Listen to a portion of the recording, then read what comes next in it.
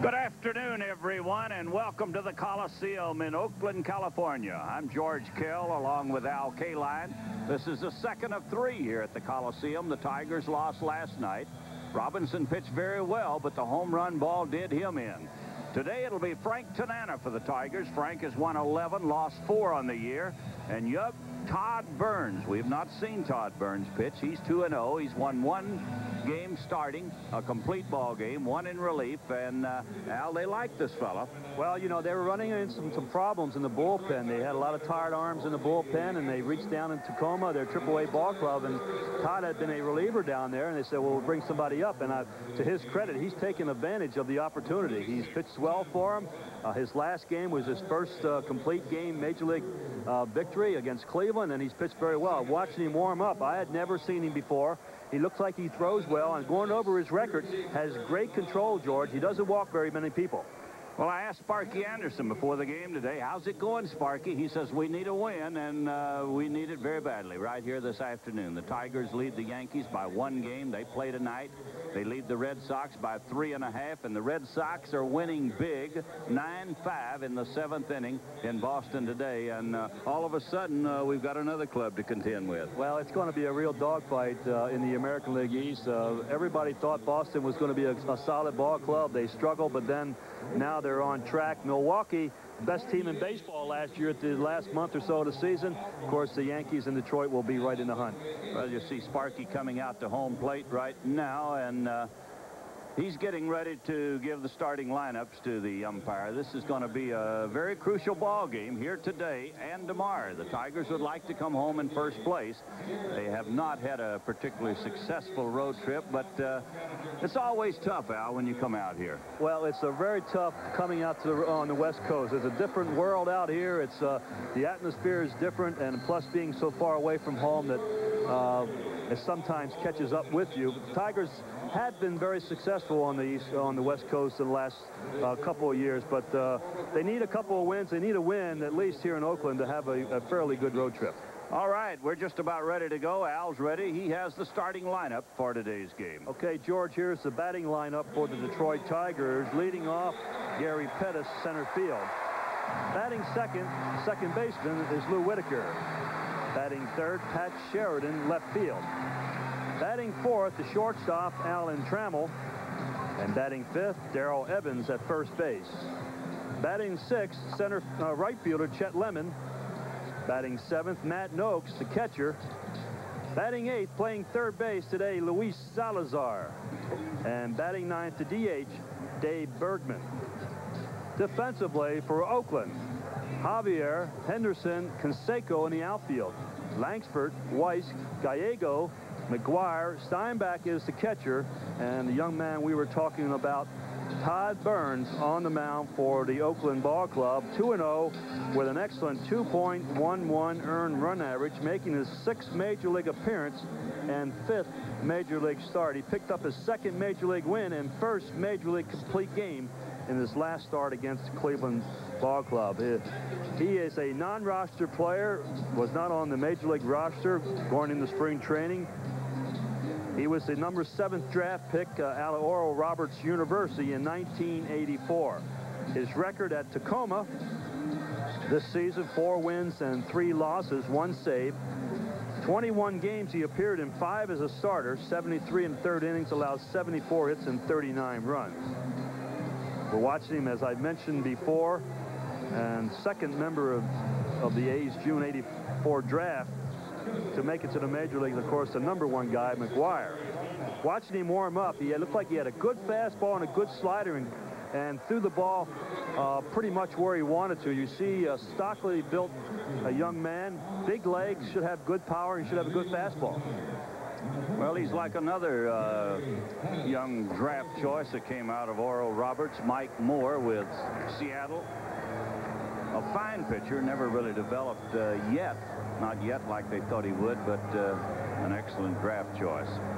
Gary Pettis will lead it off. Gary Pettis, Lou Whitaker, and Pat Sheridan in the 1st inning. And the first pitch is outside. That's Tim McClellan behind the plate today, calling the balls and strikes. Drew Coble is at first base. Al Clark at second. Don Dinkinger at third base. Don Dinkinger is the crew chief. 1 ball, 1 strike. Bill Rigney, golf pro out here in Northern California, has just walked into our booth. You better believe that. There's a fly ball into left field. Towering fly ball that's put away by Stan Javier. So Pettis is out, 1 out in the first inning, and the batter will be Lou Whitaker. Sweet Lou has a 7-game streak going. He hits very well on the road this season, batting .308 on the road. Lou's been bothered somewhat this season, pretty much all year long, although he hasn't let it be known very often, but his lower back has been giving him quite a bit of problems this season. And the first pitch to Whitaker. That's a strike. Tigers have not hit a home run in their last 46 innings. In Detroit just a couple of weeks ago, you remember, they were on some kind of a tear with the home run ball. I think they hit 2 home runs, George, in 1 game. That's the last home runs they've hit on this road trip. And the pitch to Whitaker is fouled away into the second deck. We've got a big crowd today. It was announced here on Thursday that Saturday today and Sunday would be sellouts at the Coliseum. They've never had 50,000 in this ballpark. 49.3 has been the top.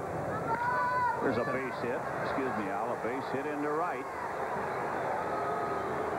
Well, they're expecting right at 50 today and tomorrow. And they should be drawing. They've led the league all year long, playing the league leaders in the American League East. And plus, they have some real exciting ball players. You come out here at Canseco, McGuire, and Lansford. They have some fellows that are just fun to watch. So the Tigers have a runner at first, 1 out, and the batter is Sheridan. Batting at .275, and the pitch is low. Pat has 11 home runs. That's his all-time high in the major leagues. 39 runs batted in.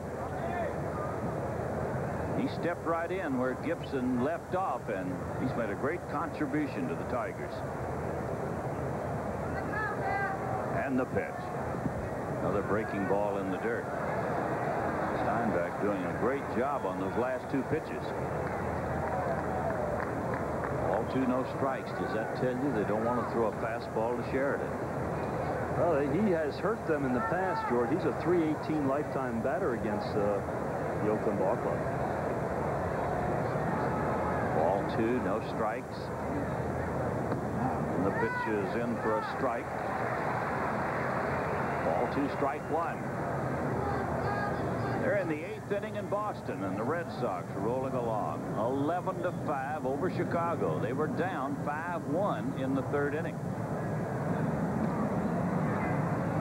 Vern Pleganoff told me they got 15 hits in the 3rd, 4th, and 5th innings when they scored a lot of runs.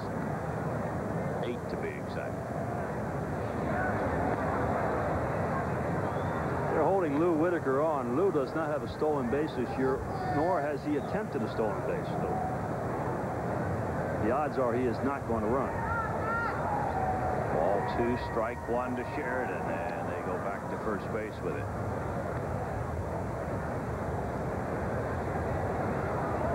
Nobody has told Todd Burns that Lou doesn't run. Here's the pitch out. Nobody told Tony La Russa. As he called for the pitch out. Ball 3, strike 1. Boy, that puts a pitcher in a big hole, doesn't it? When it's 2-1, you call for the pitch out. Now 3-1. And a fly ball hit deep into left. It'll be caught near the warning track. And back to first base comes Whitaker. Sheridan hit the ball well to the opposite field.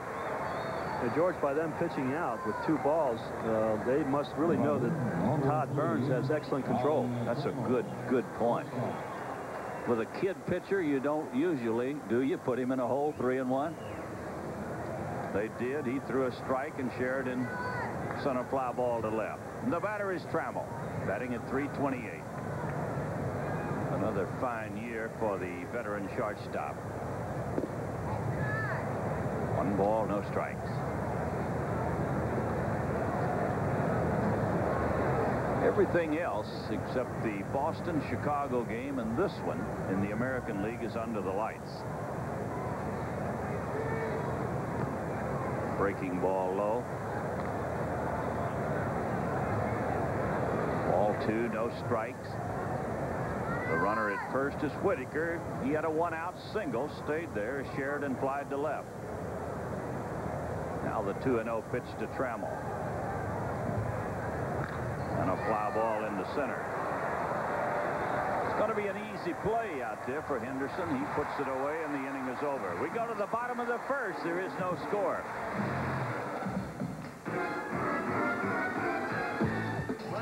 Okay, here's the batting lineup for Oakland. Leading off, playing left field, Stan Javier. Batting second, in center field, Dave Henderson. Batting third, Jose Canseco, the right fielder. Batting fourth, Mark McGuire at first base. Batting fifth, the third baseman, Carney Lansford. Batting sixth, Terry Steinbach is the catcher. And the DH batting seventh is Don Baylor. Batting eighth, the shortstop, Walt Weiss. And batting ninth, playing second base, Mike Gallego. Defensively for the Tigers, Sheridan, Pettis, and Lemon in the outfield. Salazar at third, Trammell, Whitaker, Evans, Matt Noakes behind the plate, and Frank Tanana on the mound for the Detroit Tigers. Frank, a record of 11-5, 4.13 earned run average, his 20th game, all as a starter. Third outing against the A's, and he's 1-1 this year, and 18-18 lifetime against the Oakland A's. Lost his last start, but when he was shut out 4-0, he pitched an outstanding game in that game against the Angels. Frank had a shutout going in the 8th inning, but the Angels pushed across 4 unearned runs with 2 outs. And of course, Frank was losing in that game. He went 7 2/3 innings, allowed 3 hits, 3 runs. He walked 3 and struck out 6. Frank, one of 8 active pitchers with 3,000 career innings, and the only one to pitch all in one league. Of course, the other ones for Blyleven, Rick Russell, Jerry Rush, Tommy John, Nolan Ryan, Don Sutton, and Doyle Alexander all have pitched 3,000 or more career innings. George? Javier will lead it off. Henderson and Canseco will follow for the A's. No scores. We go to the bottom of the first inning. The first pitch from Tanana. A strike, says Tim McClellan. He'll give you the slow call back there. You have to be ready. He gives you the fast call at the plate. Strike. Then he goes slowly up with the right hand. Yeah, the players know what the call is, but the people in the stands and the broadcasters don't know. That'll make it strike 2 to Javier. Bill Rigney, one of the all-time favorite people in baseball, was in our booth. Bill has been a player, a manager, a front office executive, you name it. He managed the Giants, the Red Sox, the Oakland Ball Club. Here's a pop-up on the infield. Backing to the outfield grass. He'll put it away. I tell you, in one time mentioned as a possibility of managing the Tigers. That's absolutely right. He's a great friend of Jim Campbell. I just told him that Jim Campbell had been in Scotland, England all week playing golf, and I tell you, he's so envious. Here's Henderson, who broke up the no-hitter last night with a 2-run homer. This fella keeps bouncing around, Al, and plays well everywhere he goes. He struggled last year with Boston and San Francisco, but he's found a home here with Oakland and has delivered, as you mentioned, a lot of key hits. 13 home runs, 50 runs batted in, and he is not playing on a regular basis. The 1-strike pitch. It's a ball. Just a reminder now that coming up later will be our Miller Lite Tiger home run inning. And if your postcard is selected and a Tiger hits a home run during the home run inning, well, you're going to win a lot of money today. $2,400 you'll win today from Miller Beer, so stay tuned. You could be a winner.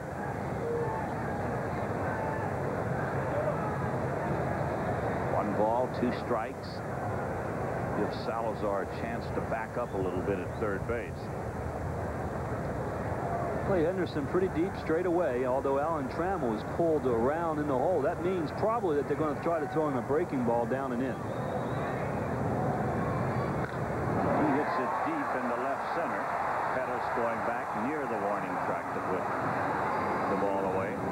Second out of the inning as he hit him a little bit on the handle, I think, Al.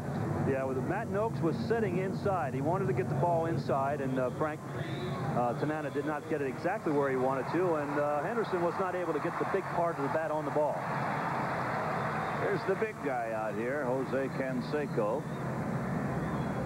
He got his 26th home run of the year last night. And you can see he can do it all, batting at .290. Oh, does he have a rip at it. You know, and I'm not a big backer of home runs, and only when they come at the right time. When Canseco hits home runs, they come at the right time. 17 of his 26 home runs have either tied the game or put the A's in front. So he's getting them when you need them. And we have allowed a few home runs, haven't we? Second in the league with 93. It's strike two to Canseco. Canseco, if he gets his pitch, will hit anybody, but he'll have more trouble with Tanana than he will a fellow who just throws hard, and harder at him. Here's the two-strike pitch. Tanana had taken 2 steps toward the dugout, which tells you he thought it was a strike. And that's a good way to make umpires mad, but he gets a lot of home runs with 2 strikes. He cuts down his swing, but he's so strong, you get to make a mistake, he can still hit it out. And he gets a base hit into left field. Slow curveball, and Canseco lines it into left. You got to watch him. He'll run, too. He's one of the faster base runners on the ball club. Well, if you pick the right pitch off of Frank Tanana, then he's easy to steal on, but Frank does have the reputation of holding base runners pretty close. Mark McGwire with 18 home runs and 56 runs batted in. And a pitch inside to McGwire. McGwire well below last year's pace. Of course, he was the consensus All-American League Rookie of the Year. 49 home runs. He's well below that pace so far this year. He only has 18. I say only. Yeah, when you start your career in the major leagues with 49 home runs, it's got to be downhill from there on. Pretty much, yes.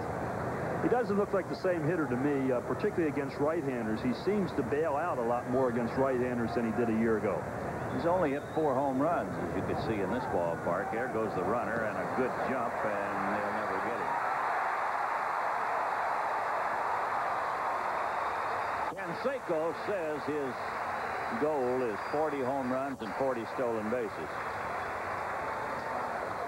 Well, he guesses right, and he did not be fooled by Frank Tanana's leg kick, and he was off and running as soon as Frank made his move on the mound. You see a big guy. Now, he's big. You get alongside of him, he's about 6'4", 220 pounds, and he can run. Well, they give the intentional pass to Mark McGwire. The count was ball 3, no strikes, and Sparky says, we're not going to fool around with him. It's not much easier pitching to Lansford, but at least we'll start even with him.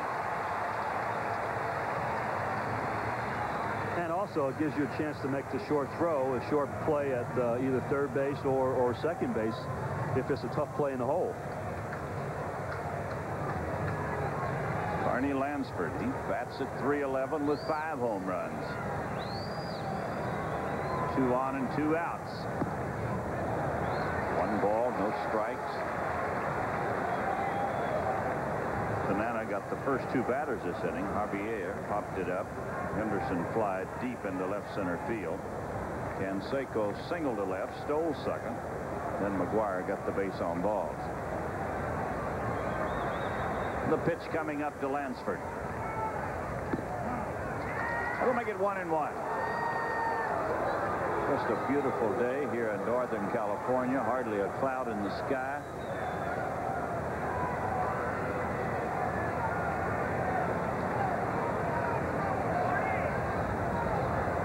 been a very delightful week here in Northern California. Here's the 1-1 pitch. And a line shot that'll be caught by Whitaker. He hit it on a line right straight to Lou Whitaker. At the end of one, it's 0-0.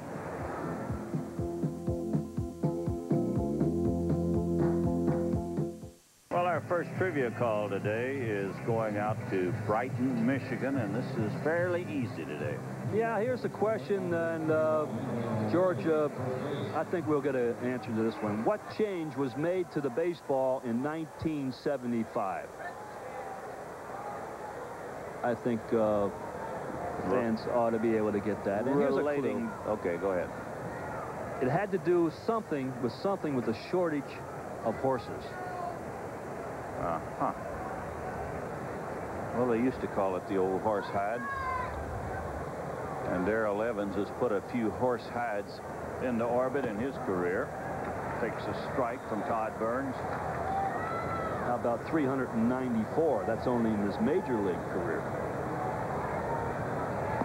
And a breaking ball low. In the National League, Atlanta has a 2-1 lead over the Mets in New York in the 6th inning. Cardinals have bounced back. They lead the Giants 3-2. They're playing in the 6th inning. Giants had a 2-0 lead going into the 6th. And Montreal 1-0 over Cincinnati in the 8th inning. They're just getting underway at Wrigley Field. San Diego failed to score in the 1st inning. There's a breaking ball outside. Todd Burns has great control, but he has not been able to get the breaking ball over yet. There's a bouncer to second. Gallego on the 1st, and Darrell Evans is out. We'll bring up Chet Lemon. All right, number 34, Chet Lemon. Chester batting at .277 with 7 home runs and 34 runs batted in.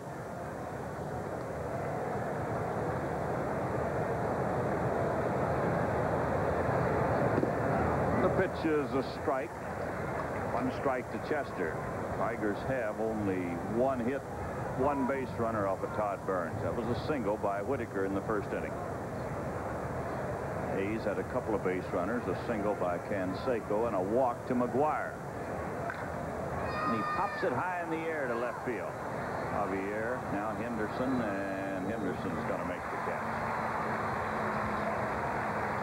So Lemon is out, 2nd out of the inning, and it'll bring up Matt Noakes. Number 33, Matt Noakes.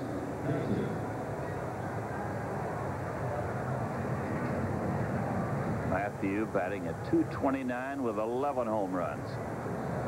Been a real struggle for Matt, except for maybe the 1st week of the season, but he has struggled pretty much all year long and just had not been able to get back in the groove that allowed him to have a great rookie season last year when he hit .289, 32 home runs.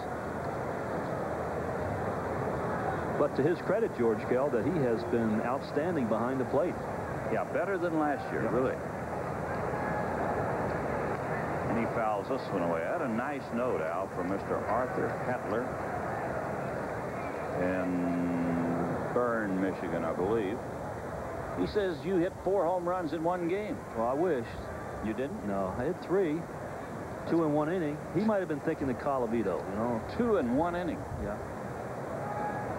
Just missed the my 4th home run. Matt Noakes hit it hard, right straight to the left fielder, and the Tigers go out 1-2-3 in the 2nd inning. Still no score.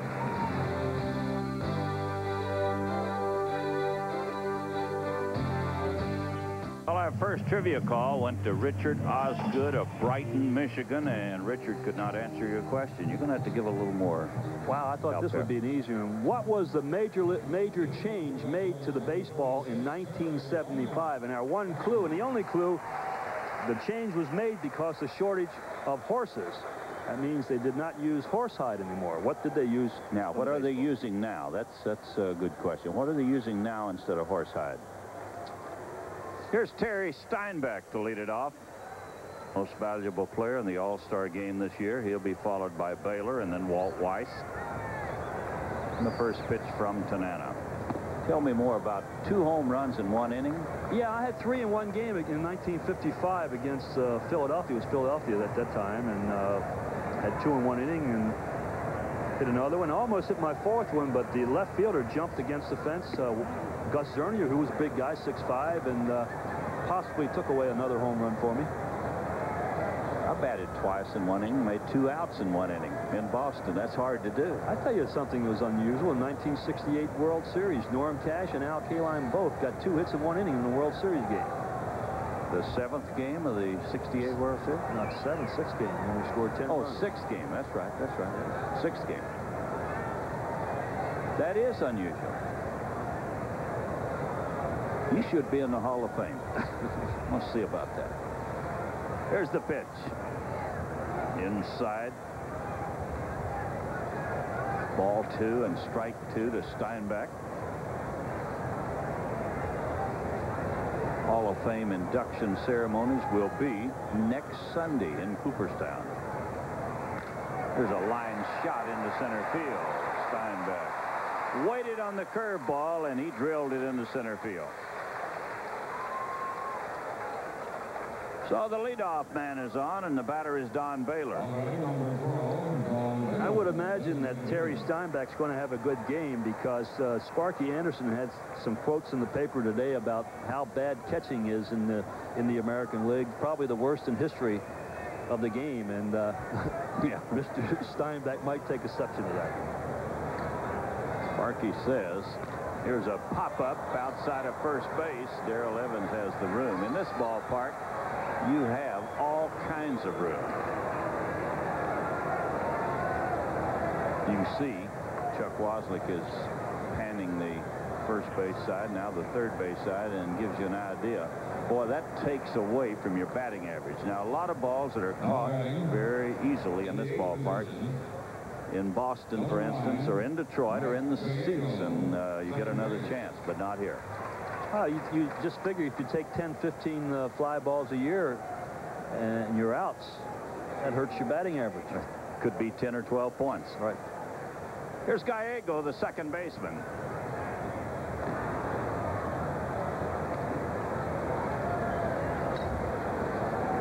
Mike Gallego.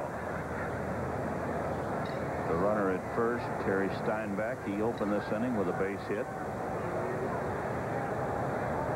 And the pitch. It's a ball. It's a final now from Fenway Park. The red-hot Red Sox have won 10 in a row. They beat Chicago today, 11-5. The new manager, Joe Morgan, he's got to think this game is easy. He has won 10 in a row since being named to succeed John McNamara. If he should lose a ball game, he'll call a meeting. It's going to put a little pressure on the Red Sox front office. They gave him a contract for the rest of the season. Now, they're going to have to sign him. Maybe somebody else might want Joe Morgan as a manager. Here's a ground ball to Evans. Out at second. The relay to first and a double play. Good play by Darrell Evans.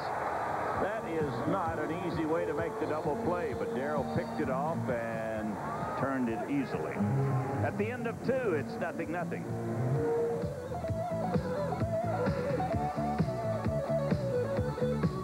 No score at the end of 2 as the Tigers come to bat with Salazar, Bergman, and Pettis. We'll take time here to look at our phone poll update, and there's still time to get your votes in on today's phone poll. The question is, will the Tigers hang on to win the American League East? So far, the results are running like this. Yes, 78%. No, 22%. We've had 1,200 calls so far. If you want to vote now, you call one of the numbers on your screen and you'll be charged 50 cents per call. And as Bernie said on the pregame show, do not vote with your heart. Luis Salazar is leading it off. Ball 2, no strikes. Tigers have had only one base runner against young Todd Burns. Breaking ball in for a strike, 2-1.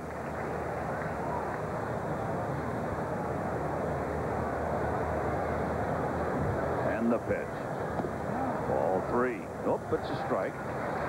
2-2. Got to wait for Tim McClellan. Ball 2 and strike 2. Yankees play tonight in Kansas City. Fly ball to right. It's Canseco out there. He'll put it away. Well, Salazar is out. Well, Al, our second trivia call went to Paul Stiles in Taylor, Michigan, and there was nobody home. So our third call will be going to Grand Haven, Michigan. Okay, and what major change was made to the baseball in 1975? And the reason it was a change because there was a shortage of horses and they couldn't use horsehide anymore. So what are they making the baseball out of now? Yeah, we do not use the horsehide.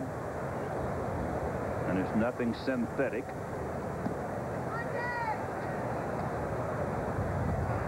Dave Bergman takes it outside. Ball 2. Ball 2, no strikes. And the pitch from Burns. Here's a line shot into right center field. This ball is going to drop in for a hit, and he gets by Henderson, but holding it first is Bergman. Well, I think he could have made it with a little bit more aggressive base running, but David elected to hold on, and he's at first. Yeah, Dave would have made, and I'm sure he's telling himself he should have gone because the fielder was running away from second base. Henderson does not get a good break. He jumps back on the ball and then tries to make the play, and the ball stays down and goes under his glove. Canseco backs up, which he should do, but he's running towards center field. Really couldn't get a lot on the ball to second base. Going to bring up Gary Pettis, and he pops it high in the air near the dugout. Here comes Lansford, and I don't think he caught it. He went into the dugout. Tell you, Al, you said as Canseco should have backed it up, but not every outfielder does. Watch Lansford here. Look at Tony. He's not going to let his man get hurt there. He's going to catch him so he doesn't get hurt. That's pretty good tackle. Had Canseco not backed up that play, that would have been a 3-base hit at least for Bergman. It's 1 strike to Gary Pettis. And a pitch over but low. Gary flied to left field to start the ball game. We're in the 3rd inning. There is no score. Here's a good stat from Pettis. Another one over near the dugout. This will get back in the crowd. Oh, that's terrible. The young man had it in his hands. It popped out. Rolled back onto the playing field. And they're going to give it to him anyway.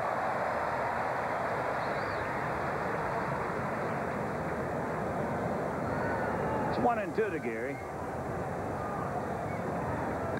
And a line drive into left center. Henderson on the run. He'll catch it. A good play by Henderson. Boy, that one was headed to the gap in left center field, and a fine running play by Henderson.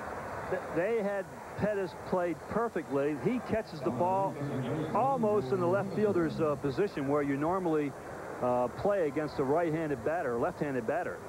But they had him well shaded towards left center field.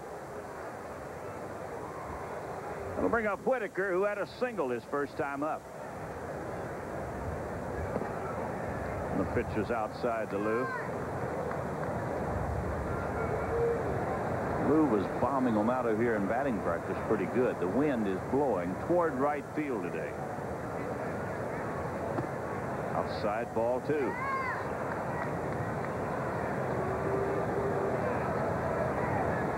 Here it is, a gentle breeze, as Chuck Wosley just pointed out to me, a gentle breeze blowing toward right field. And a strike on the outside corner. The young man did not give in. Behind 2-0, he painted the black on the outside. The 2-1 pitch. That'll make it 3-1. Ball Baltimore is at Minnesota tonight. Texas at Milwaukee. Cleveland's at California. Toronto is in Seattle. And the Yankees at Kansas City. Ooh, Lou had a good pitch to hit. Fouls it away. Well, they love their baseball here in Northern California. They had, what, 36,000 last night? Yes, about 36. Giants are drawing well across the bay. They're expecting close to 50 here today and tomorrow. Bergman's going to be running on the pitch. It's 3-2 with 2 outs. McGuire plays behind him. And the 3-2 pitch coming up to Whitaker. He got him. Lou checked his swing, and he's called out on strike. We go to the bottom of the third. It's still 0-0.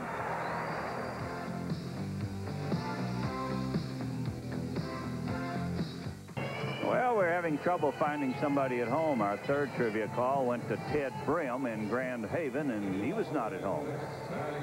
Okay, the question, what was the major change made to the baseball in 1975? And the clue we've been giving to you, the only one I can think of, and Chuck Wadsley could think of, was it was made because of the shortage of horses. And you all are big cattle ranchers. Our fourth call is going to Dearborn Heights. Leadoff man is Walt Weiss. They had given us the lineup with Weiss batting 8th, Gallego 9th, but Gallego batted 8th, bounced into a double play to end the second inning. So Weiss leads off here in the third. He'll be followed by Javier and then Henderson. A 0-0 ball game as Frank Tanana gets ready. Comes right down the middle with this one. Ball 2 and strike 1.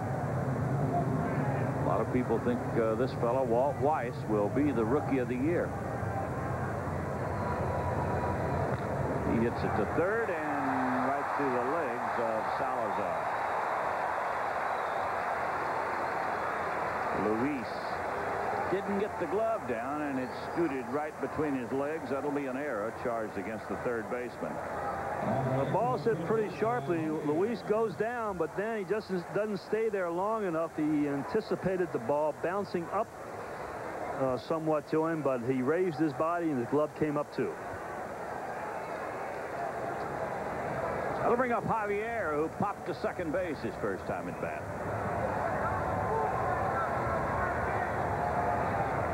He's ready to bunt.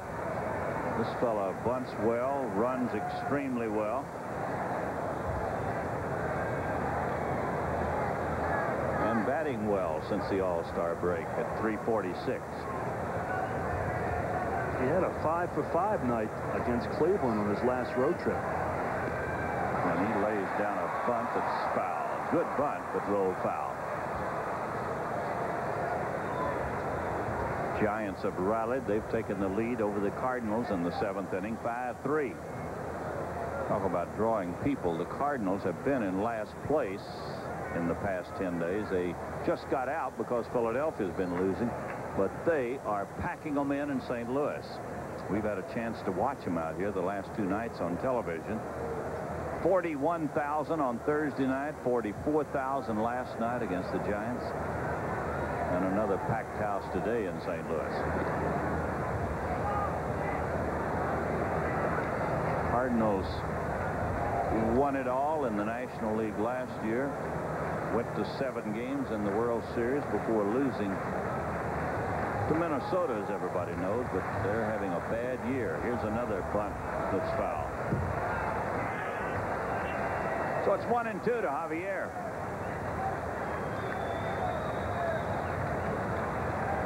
Oakland Ball Club, the reason why they're in first place is they do the little things well. Although he didn't get the base runner over that time, these little guys on the Oakland Ball Club trying to get men over in scoring position for their big hitters, their 3rd, 4th, and 5th hitters. And he might hit and run now in an attempt to get him over. Pitches outside. Ball 2 and strike 2.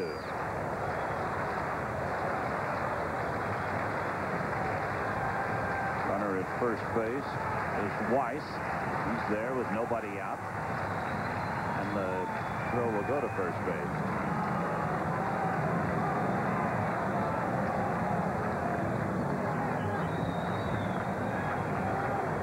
Frank had a great outing in Anaheim his last start.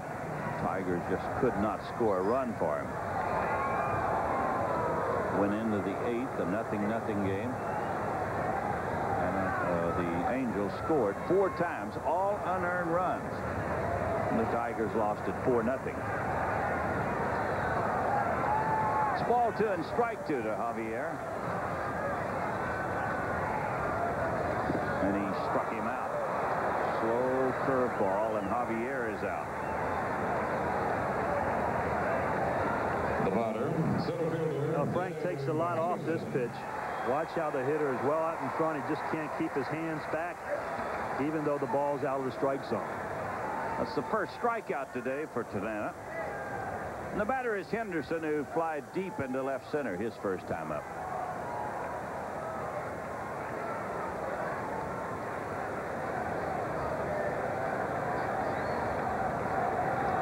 They keep an eye on Weiss, and he looked like he might have been running.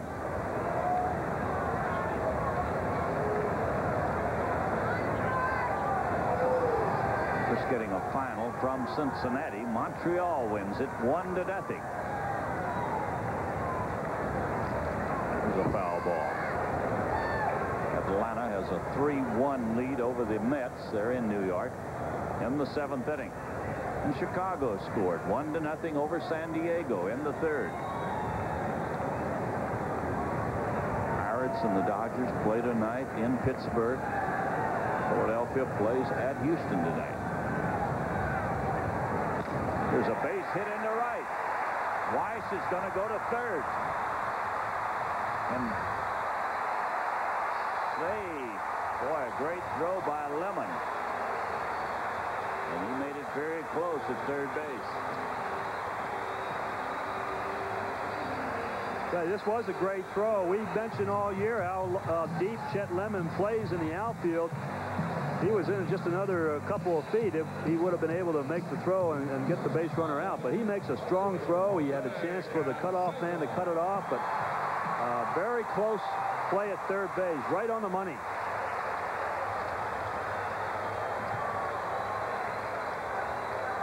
And the batter is Canseco now.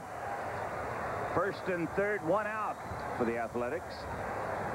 Canseco had a single his first time up.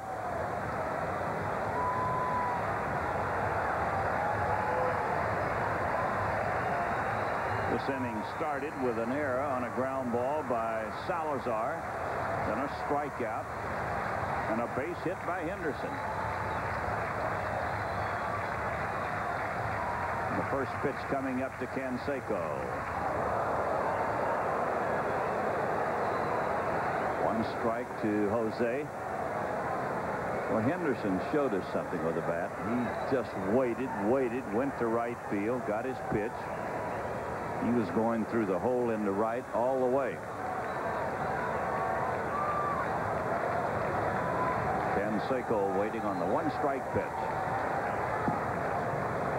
We'll make it 1-1. Canseco, the 1986 Rookie of the Year, 31 home runs that year. 33 home runs last year. He had 31. And he's a tough man to double up. The Tigers need a double play ball. He runs very well. Here's a strike. Oh, he didn't like the call on that one. I think what the fans get upset about is that it looks like the umpire is taking so much time to call, to make the call, and they feel he's not really sure. I think that's one reason why the fans get on him so much. 1 ball, 2 strikes. Tanana delivers, and a base hit into center. He tried to throw a fastball by him. Got it where he wanted it, I'm sure, right in on his fist, and the strong man just muscled it into center field. Oh, this is just a great piece of hitting by a young man who has not only great strength, but has become a pure hitter. This ball is on his hands, and he takes no stride at all. He's able to fight the ball off and hit it hard up the middle. 1-0, the Athletics lead it, and the batter will be Mark McGuire. Mark McGuire drew a walk in the first inning. And a ball hit foul past third base.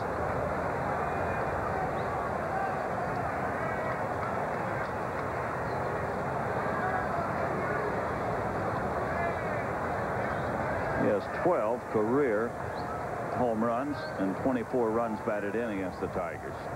I would imagine that might be the most against any ball club. That's a whole bunch of them. And a one-strike pitch. Strike two.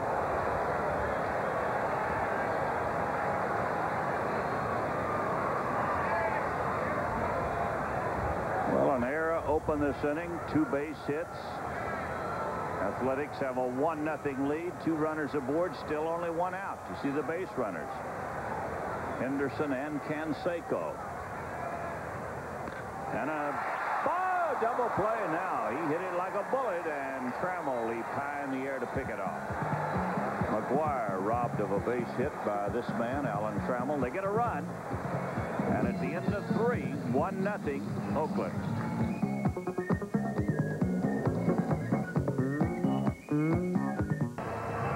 Well, here it is. This is our Miller Lite home run inning. We've had no winners now for our last 14 telecasts, so the pot is up to $2,400. And playing today is Edmund Telezon from Baldwin, Michigan. His postcard was selected at random by the independent accounting firm of Coopers & Lybrand prior to this game. And if a Tiger hits a home run during this inning, well, Edmund, you're going to win $2,400. Good luck to you. And Pat Sheridan could do it. He flied deep to left his first time up. Takes it on the outside corner. Very impressed with Todd Burns. He's behind 2-0. Then he threads a needle to the outside corner. And a breaking ball low. Ball 3. And you see that he has all kind of confidence, George. He's throwing, not always throwing his fastball when he's behind in the count. Here's a base hit into center by Sheridan, who rifled it up the middle. Well, Pat Sheridan opens the 4th inning with a base hit. And the batter will be Alan Trammell. Alan Trammell. Alan Trammell flied to center field in the first inning. Tram's 7th in the American League coming into this game, and the batting average at .328. They've called a balk. They have called a balk.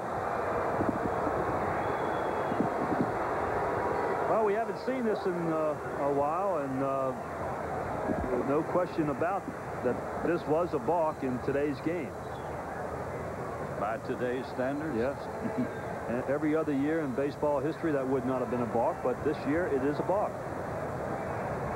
Here's the pitch to Trammell. Ooh, barely missed down the third baseline, about a foot, 2 feet foul.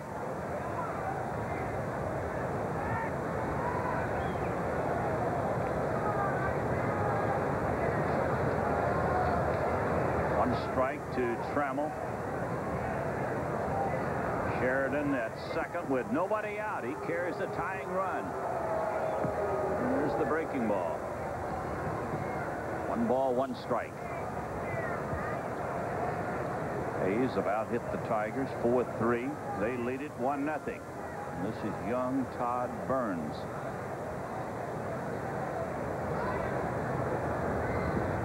Good stop by Steinbeck. Arnie Lansford plays the closest third base I've ever seen. I don't think Trammell would be bunting at all, but he is just about even with the bag, and on the last pitch, just a half step off the grass. This is Tony La Russa. Managerial record with Oakland. Very successful out here.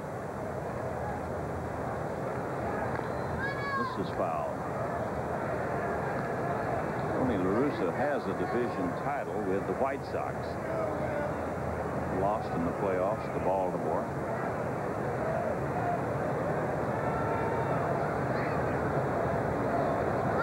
Here he is. Ball 2, strike 2.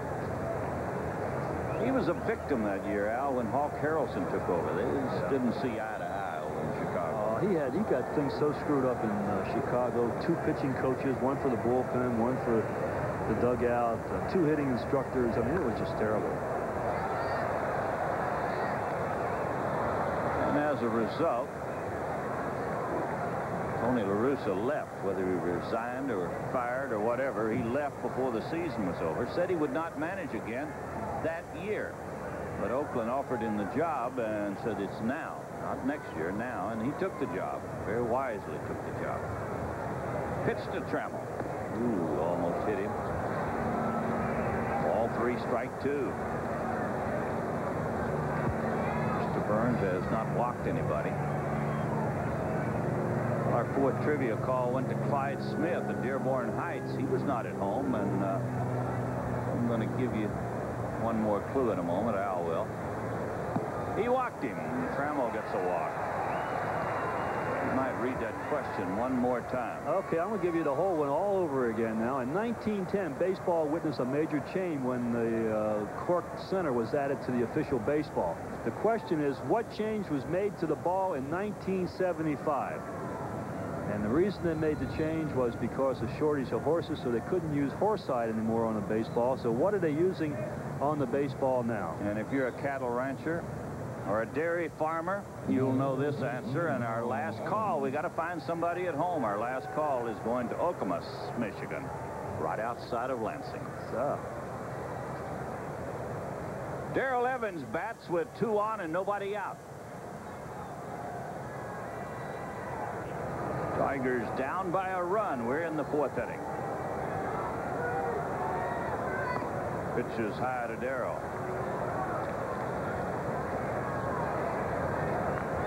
Evans has batted 1 time. He rolled out to second base.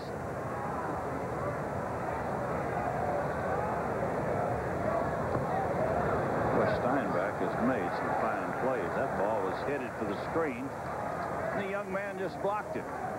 I don't know how he was able to get over as far as he did. It almost hit Darrell in the foot. Great play. Steinbeck started out in the athletics organization as a 3rd baseman. They moved him to catcher. Here's a line shot down the line, foul. Darrell made a bid for extra bases, pulled it foul.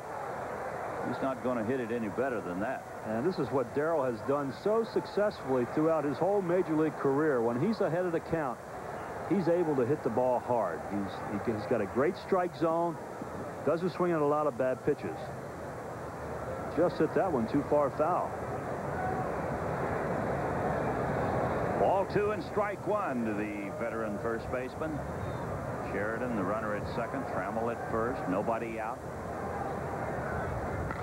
And a fly ball foul down the left field line.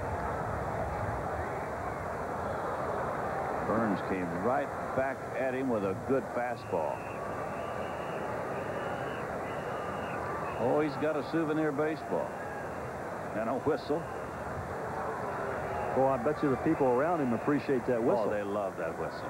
They started that in Minnesota. The players' wives started that in Minnesota, I think.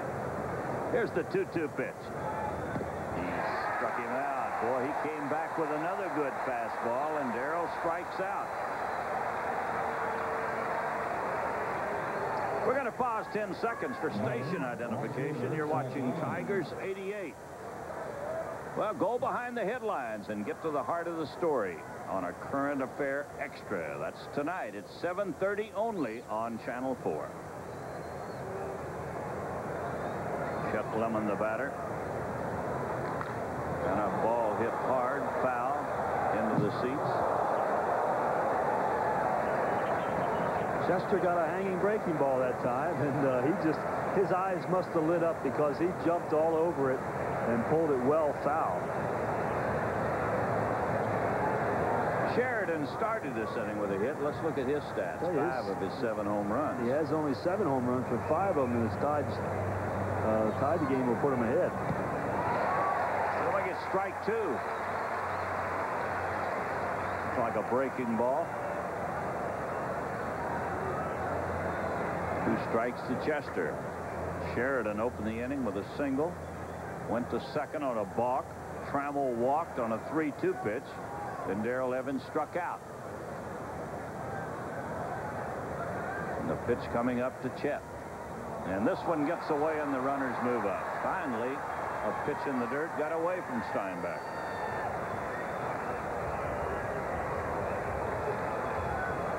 It'll be a wild pitch charged against the young man. Well, he does everything he can. He gets over, gets his body in front of the ball, but it looked like it might have hit the inside of his shin guard and goes over towards his dugout. So the Tigers have them at second and third, 1 out. 1 ball, 2 strikes to Lemon. And he's got to put the ball in play. Choke up, hit the ball on the ground. He almost got hit. One thing for Chet, he was digging in, as you pointed out. He was going to try to put the ball in play. Got a fastball up and in on him. Ball 2, strike 2.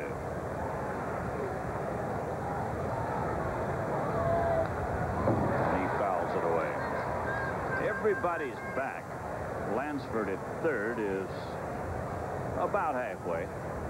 Everybody else will give up a run. Maybe on a sharply hit ball, Lansford would come to the plate. But second, short, first base, ground ball would get the tying run in.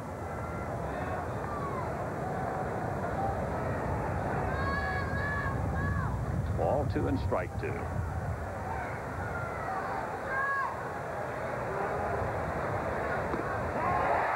he called him out on strikes. Chet Lemon is called out for the second out of the inning. I don't know what this pitch is, but he takes a lot off of it. Might have been a split finger pitch. Chester, I don't know whether they thought it was inside or high, but he's called out on strikes. And he'll leave it up to Matt Noakes, who lined to left field his first time at bat. Sparky Anderson says, hey, we've got to get Tanana a run some way. Tigers did not score for him in Anaheim last Sunday. And they have not scored today. And a pitch outside. They may not pitch very well to Noakes. I don't think they'll be too anxious to throw a good pitch to him. They might hope that he swings on some bad pitches. Yeah, I would say the last 167 times at bat, he hasn't fared as well as he did the first 60 at bat. Well, he hit it hard, but foul down the right field line. If they would widen the playing field about 50 feet down each line, Matthew'd be hitting 400. He hits a lot of balls, pulls them foul.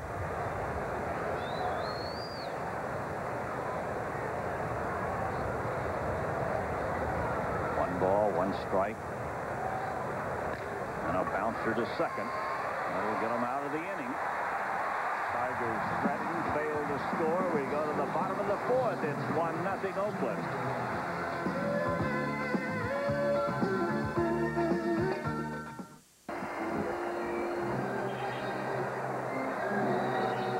Well, the 4th inning went by, and we did not have a Tiger home run, but just for entering, we would like to send Edmund Telezon from Baldwin, Michigan, 2 tickets to an upcoming Tiger home game.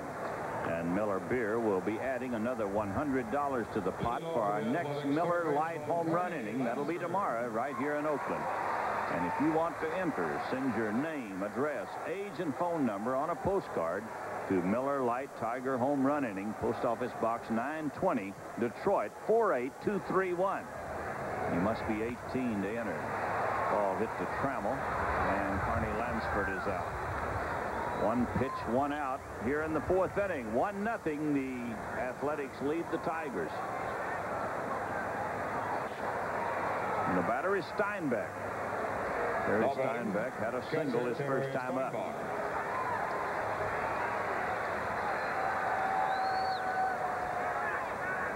One run on 4 hits for Oakland. No runs on 3 hits for the Tigers. There's a ground ball to the left of Trammell. A good play, and he'll throw him out. 2 pitches, 2 outs here in the 4th inning.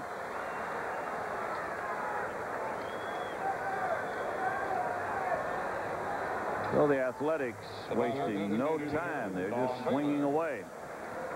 Don't forget Sparky Anderson's 2nd annual sports memorabilia auction. That'll take place on Saturday, July 30th, for the benefit of Catch. That's carrying athletes team for Children's and Henry Ford hospitals. Saturday, July 30th, the event will take place at the Southfield Civic Center. That's 26,000 Evergreen Road in Southfield from 10:30 until 3 p.m.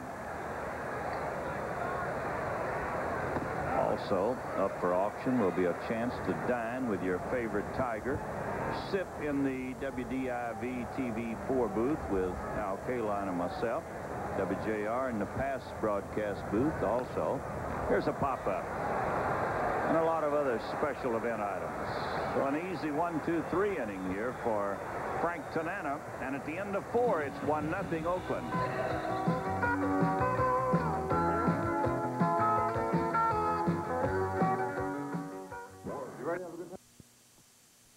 Home in Okemos. So we placed our 5 calls and no one was able to correctly answer your trivia question, Al. You might read that and give the answer. Okay, what change was made to the baseball in 1975? For the first time, balls could be covered with cowhide instead of horsehide.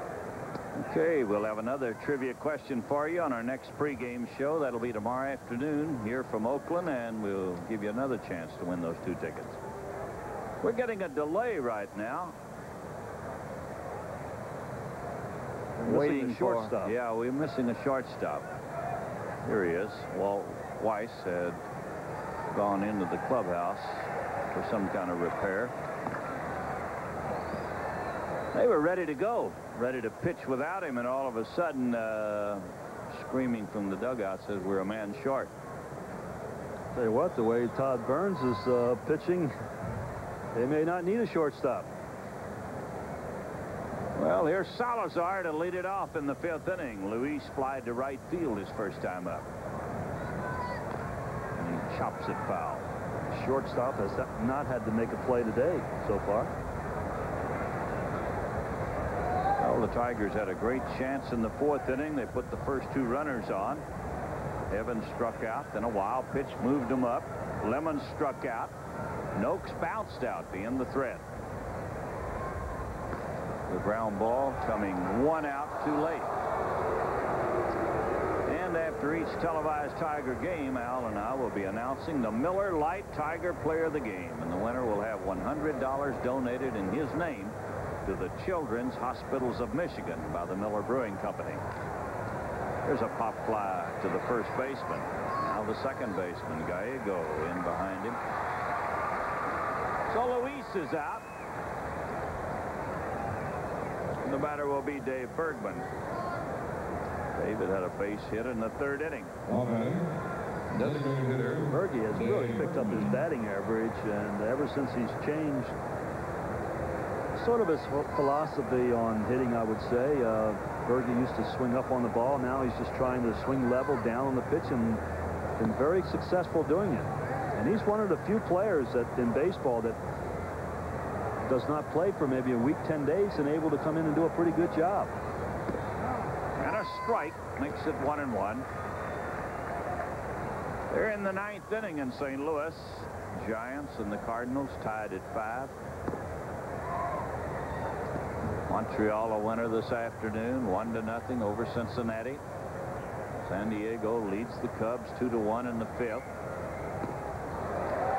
And Atlanta leads the Mets 3-1 in the 9th inning in New York. And the Red Sox, the red-hot Red Sox, won their 10th game in a row today. They beat Chicago 11-5. They started play today only 3.5 behind the Tigers. Who has helped the team I've been watching in the papers, Larry Parrish, has been getting some big hits for them. Bergman gets a walk, so he's on for the 2nd time today. Only the 2nd walk given up by Burns. And the batter will be Gary Pettis. Well, we'd like to invite everyone out to the 6th annual Tiger Wives Cystic Fibrosis softball game. That's when the Tiger Wives will take on a lot of your favorite media celebrities. It'll be on Friday, August the 5th. It'll be at 11 o'clock at the Southfield Civic Center. Here's a pop fly into shallow left. It's going to drop in for a hit. Well, Gary Pettis drops a single into shallow left field. This is pretty hard to get a ball between the shortstop and the left fielder because they're playing so close for Gary. But he hits it on the end of the bat and just in front of the left fielder. Almost gets by him. And boy, I tell you, that would have been a lot of trouble for Oakland had that ball gotten by him. 2 on with 1 out for Whitaker. Lou singled in the first inning, struck out in the third.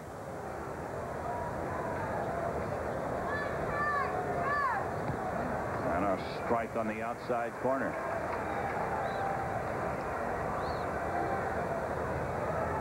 Okay, we told you about the cystic fibrosis softball game. The proceeds will go to help in the fight against this dreaded disease.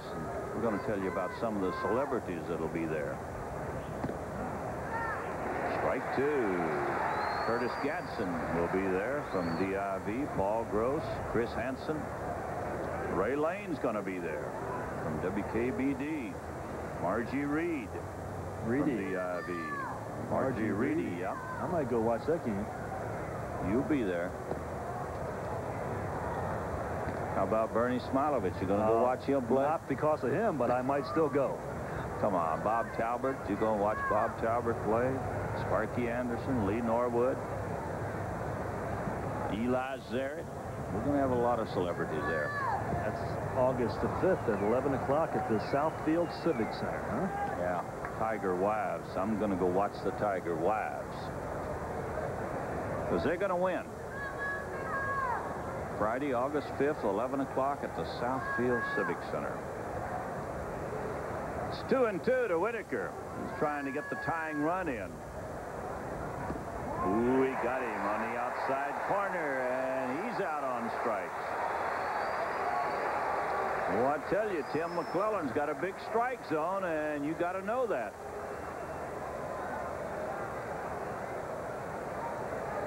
Well, we're going to take a look at the last pitch, and let's see exactly what happens to it. Looked like a pretty good pitch. Lou thought it was outside. The catcher did not move the glove very much, and even though our camera angle is off to the side, he looked like he did not move his glove. This young man has 4 strikeouts, 3 of them coming in the last 2 innings with runners all over the place. This is Pat Sheridan.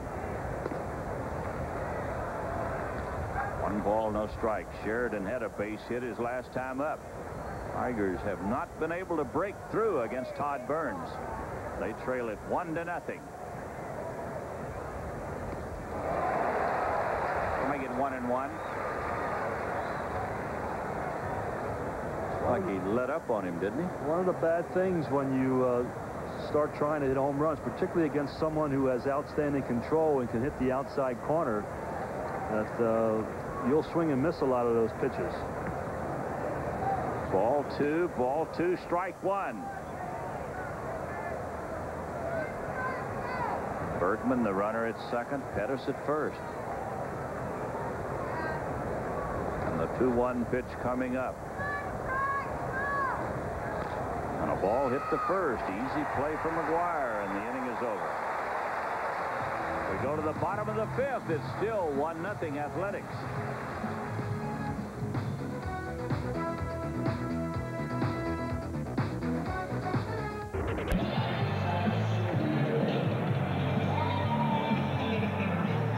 Here's our upcoming TV schedule. We'll be here tomorrow afternoon at 3:30 for the final game of this series. Then on to Kansas City Tuesday night, August 2nd at 8 o'clock, and Wednesday night, August 3rd at 8 o'clock from Kansas City.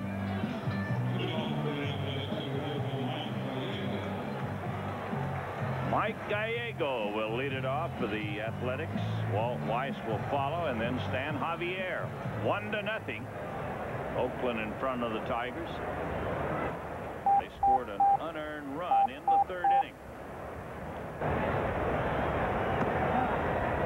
is a strike to Gallego.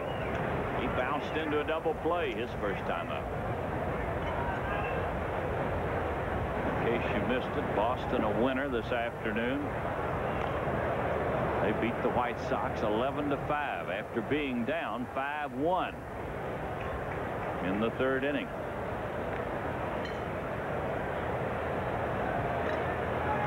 I was in the office with Sparky watching the game when they were down 5-1. He said they'll win it. They're doing everything right at the moment. There's a ground ball to second. Easy play. Lou took his time, and Gallego made it fairly close at first base. I think Lou is still a little bit upset about being called out, and he took a lot of time. It looked like he threw a pretty good sinker over to Darrell Evans too. Darrell had a little bit of trouble handling that pitch down by his feet. Take a look at it again. Lou sees the speed of Gallego and then throws one down low to Darrell. There's Walt Weiss, who has scored the only run of the game. He was safe on an error by Salazar to open the third inning. Later came around to score.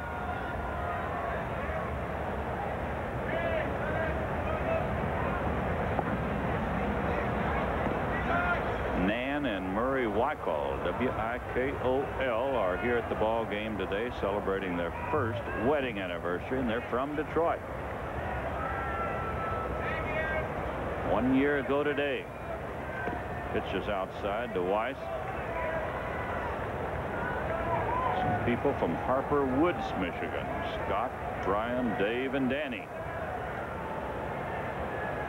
They've got a big banner out there, Chuck Waslick. You can find it after a while. They put it up. They say they want you to show their banner.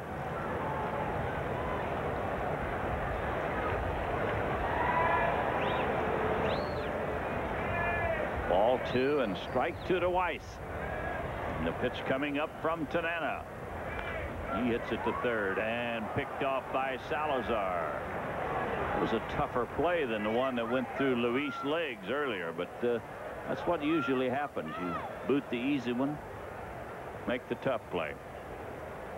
Yeah, whatever happens, this fella Luis has had a great year for the Tigers, playing in all kind of different situations, different positions, and he's done everything extremely well.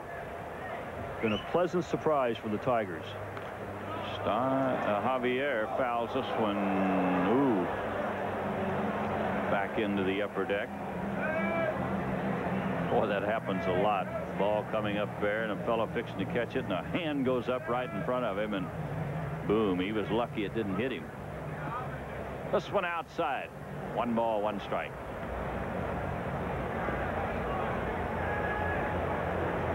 Well, we've had a great week out here, Al Kaline and our wives. We've been to San Simeon to see the castle. We've been to Carmel. We've been all over San Francisco, and I'll tell you, it's just like having a sign on your back that says tourist. Everybody's got their hand out. Oh boy, I'm telling you. But isn't Carmel spectacular? Oh, is that a great city? What a great city. 1 ball, 2 strikes. Did you go see the ex-mayor? No, I did not. I went down to his little establishment called the Hog's Breath. He was not there. I didn't know why he wasn't there. I mean, you would think that he'd be there meeting all the you thought he'd be there waiting on you. Yeah, sure. You thought he'd be there waiting. Here's a bouncer to short. Long throw by Trammell, and a 1-2-3 inning for the Tigers. At the end of 5, it's 1-0 Oakland.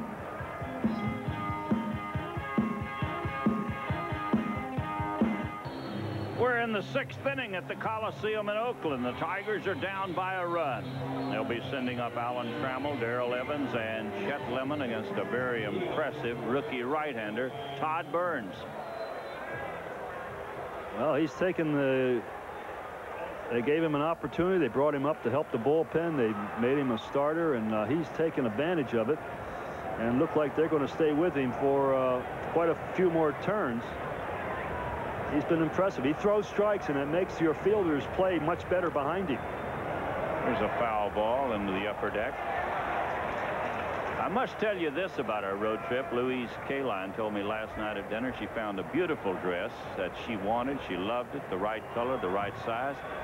I said, did you buy it? She said, no, Al didn't like it. Here's a fly ball into center. Henderson backing up. He'll put it away. I said, well, what did Al didn't like about it? She said he didn't like the price tag on it. Now, is that a true story?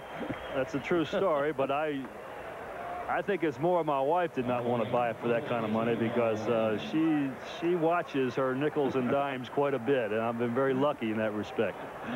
But it was for $600. I mean, just a little $600 dress. Just pocket change. Here's Darrell Evans. Darrell has bounced out and struck out today. And he fouls it away. Tigers have had a couple of chances against this young man. They had 2 on with nobody out in the 4th inning, 2 on with 1 out in the 5th, but he's been tough. This one is hit deep but foul down the right field line. Oh, great play. It's amazing how these people that bring gloves to the game happen to be sitting in the right places. The young man there doesn't have his shirt on with glasses made a spectacular catch. This one's fouled away. Still strike 2 to Darrell Evans. Walt Terrell will pitch for the Tigers tomorrow in the finale of this series and the finale of this road trip. There's a fly ball into left. It's going to be caught by Javier. But Darrell Evans is out. 2 outs here in the 6th inning, and the batter is Chet Lemon.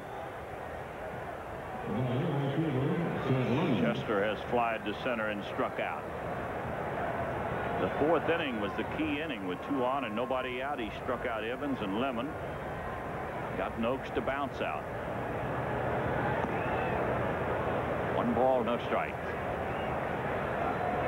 The Giants have scored a run in the 9th. They lead the Cardinals 6-5. Giants have been having trouble with their bullpen. They have not been able to get people out coming in the key situations. Jose Oquendo hit a home run yesterday in the 10th inning to beat him. This fellow's had 5 major league home runs. 1 in the playoff against the Giants last year that beat him a ball game, the final game. This one's inside. Atlanta has scored 3 more. They lead the Mets 6-1 in the 9th inning in New York.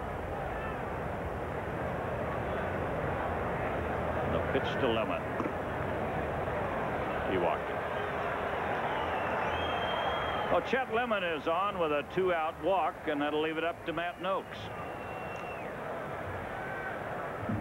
Matthew is 0 for 2. He lined out his first time up, then bounced out with 2 on in the 4th inning.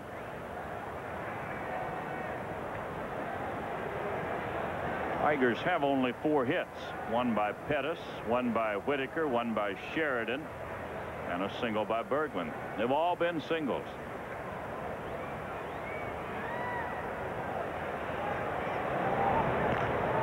This one's foul. Matthew got out in front, pulled it foul into the Tiger bullpen.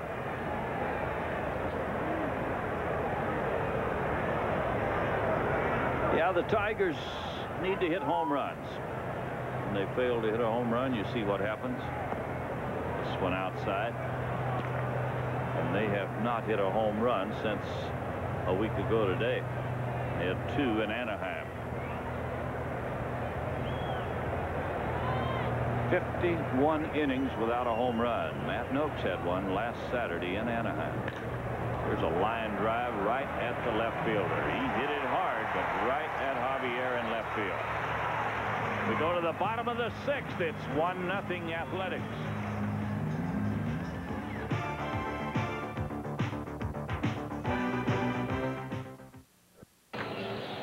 Here come the Athletics in the 6th inning. They'll be sending up Dave Henderson, Jose Canseco, and Mark McGuire against Frank Tanana, who's been brilliant here today, but he's behind 1-0.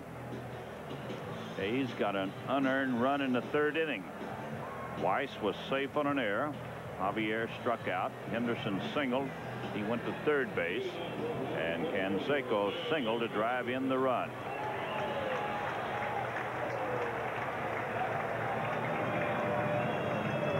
Dave Henderson fly deep into left center in the first inning, single to right in the third.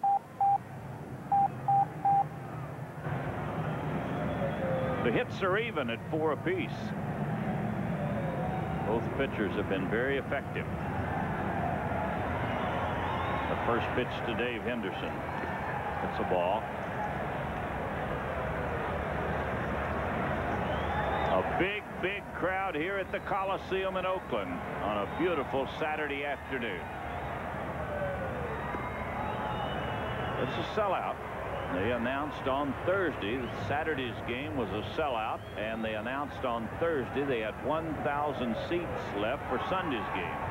I would imagine they were gobbled up. There's a fly ball hit deep, very deep into left field, and off the glove of Sheridan. Henderson will stop at second. Sheridan got back there, leaped, and got his glove on it, but he couldn't hold it. Now, he might have had a little trouble with the sun here. The ball is hit extremely high. Pat had plenty of time to get back to the wall. You see there, he puts the sunglasses down, and he might hit the fence on his way up. No, he doesn't get back all the way to the fence. He had another foot and a half to go to get back, and you see his leap, and just as he reaches for the ball, he hits the fence. The ball would not have cleared the fence. Scored as a 2-base hit for Dave Henderson. And the batter will be Canseco, who has singled twice today.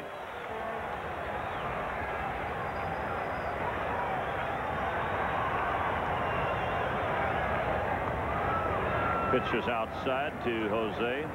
That's the first extra base hit of this game.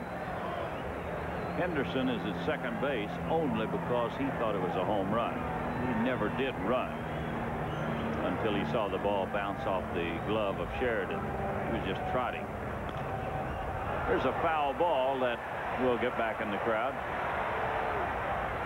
Well, you can see what kind of a player that Canseco is. Here's a guy leading the league in home runs and RBIs, and he's still trying to hit the ball the opposite way to hopefully drive the run in. If not, move the base runner from second to third. Good team player. He singled into left field in the first inning, singled to center, and batted in a run in the third inning. And it's 1 ball, 1 strike. We'll make it 1-2. As Al Kaline pointed out to you last time at bat, he is a good 2-strike hitter. And he singled with 2 strikes on him to drive in the run his last time up. What he does, he doesn't take a stride with 2 strikes. If he does, it's very small, so consequently he can wait a little longer before the pitch.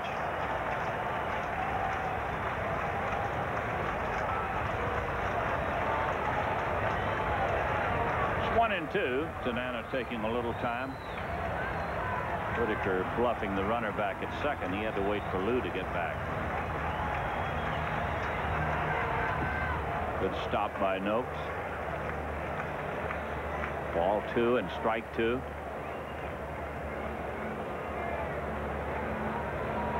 It's a final from Shea Stadium in New York. Atlanta 6 and the Mets 1. Tanana trying to get the first out here in the 6th inning.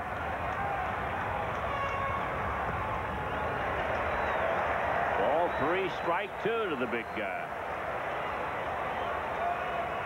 It's very impressive. He doesn't swing at bad pitches like a lot of big, strong power hitters.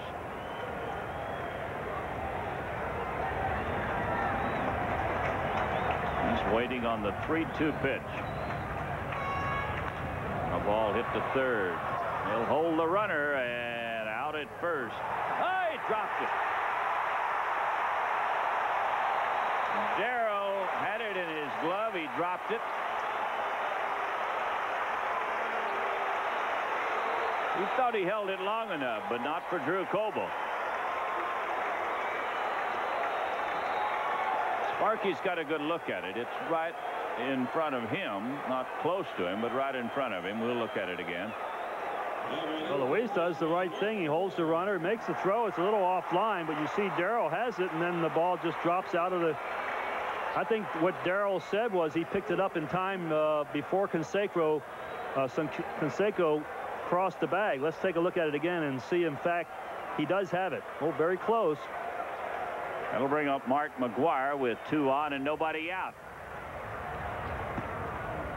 Pitches high to McGwire. He walked in the first inning. He lined into a double play in the 3rd inning. And Eric King is starting to throw in the Tiger bullpen. 2 on, nobody out here in the 6th inning. The inning opened with a fly ball deep into left center. Sheridan got back there, got his glove on it, couldn't hold it. A 2-base hit. Here's Eric King. In the error on the ball by Canseco, and they have him at 1st and 2nd, nobody out.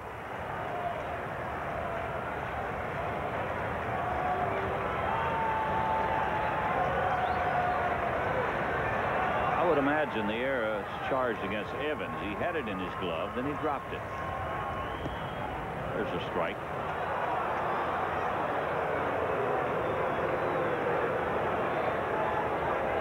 One ball, 1 strike to McGwire. 18 home runs for this 2nd-year player. Ball 2, strike 1. They can double him up. He does not run as well as Canseco, the other big guy.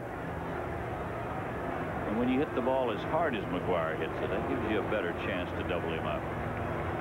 He's grounded in 7 double plays. And he hits it deep into left field. This ball is gone.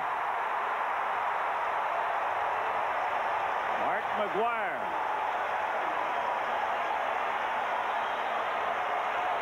They throw so many guns at you that if you make mistakes, sooner or later they're going to capitalize on it. And Frank Tanana, who has pitched a whale of a ball game, makes 1 mistake, and it cost him 3 runs here in this inning.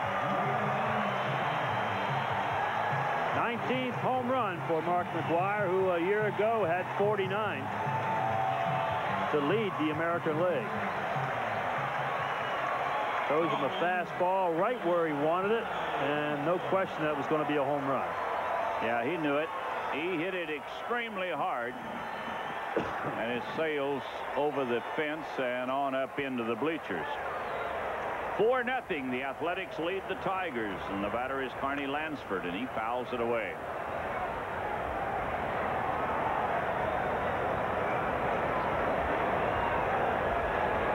As Al Kaline pointed out, they throw the guns at you.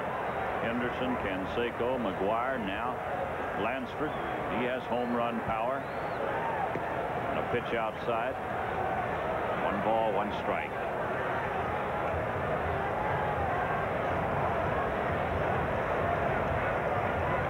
Carney is 0 for 2 today. And a strike. Makes it 1-2 to the 3rd baseman.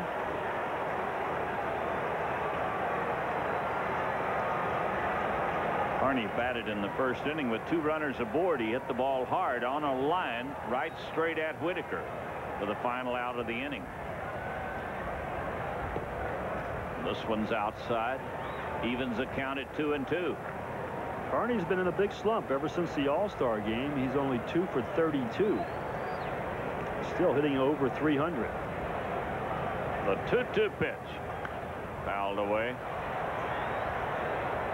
The Giants hang on. They beat the Cardinals 6-5. Scored a run in the 9th.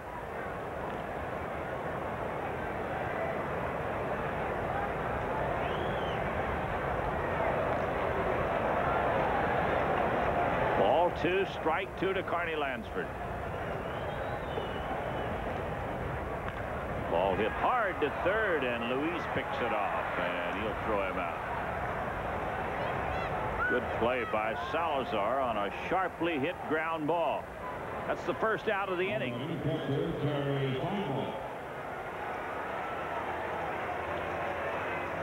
And the batter is Steinbeck. Terry singled in the second inning, bounced out in the fourth.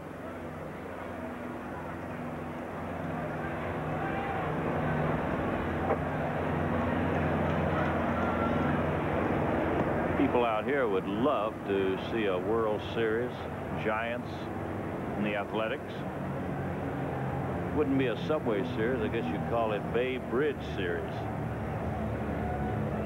Across the Bay Bridge to get from one town to the other. Giants, of course, won their division last year. And the Athletics have a commanding lead in the American League West this year. Roger Craig, the manager of the Giants, is getting some static now. He predicted in spring training they were going to win, and I'm not so sure now. No, they're having their problems. They've got a big 4-game series coming up with the Dodgers at home starting tomorrow night. And they need to win all of them. Here's the pitch to Steinbeck. He hits it foul. Ball 2 and strike 2. Well, that's the name of the game, isn't it? From time beginning, when you win, everybody's with you. When you're losing, you get a little static. Oh, absolutely. It's part of it. What have you done for me lately? The 2-2 pitch. And a base hit into left. Steinbeck drills it into left, and here comes Sparky.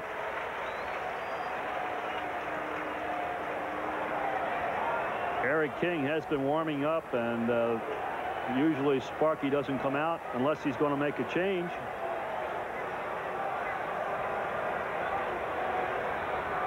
Now he's going to make it. He wants the right-hander Eric King to come on. The Athletics have scored 3 times this inning on 3 hits and an error. The big blow, a 3-run homer by Mark McGwire. Another fine job by Frank Tanana. A couple errors behind him. 1 bad pitch. And while there's a break in the action with the score, the Athletics 4, the Tigers nothing. We'll pause for these messages. King replaces Frank Tanana. We mentioned Frank just not able to get any runs from the bats of the Detroit Tigers. Last start, he was shut out in Anaheim. The Tigers did not score any runs for him in this game. Made 1 bad pitch to Mark McGwire into a 3-run homer. Eric King, you see his stats: 1-1, 3.71 earned run average, and 2 saves. Eric, of course, being brought up from Toledo. And he's been one of a fine group of Tiger firemen out of the bullpen. They lead the league with a 2.79 earned run average. And the opponents against the Tiger bullpen batting only .216. So they've been doing a great job coming out of the bullpen. Eric King, of course, outstanding pitcher the last couple years for Detroit. Sent back to Toledo to pitch out of the bullpen. And great arm. It's just a matter of Eric getting the ball in good location. Don Baylor is the batter. Don's 0 for 2. He's fouled out to first base, and then he popped it up to first base and takes a strike from Eric King. Tigers will be home on Tuesday night to play Kansas City. They'll open a 3-game series, all-night games, Tuesday, Wednesday, Thursday. Then the Rangers come in. Texas Rangers come in over the weekend. Here's a ball into right field for a hit. Holding will be Steinbeck at second base.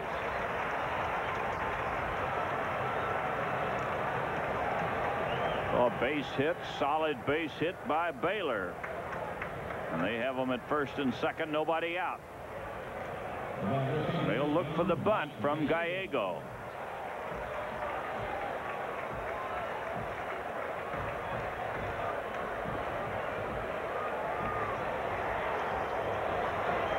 Mike Gallego has bounced into a double play and bounced to second base. Ooh, he didn't show any attempt to bunt.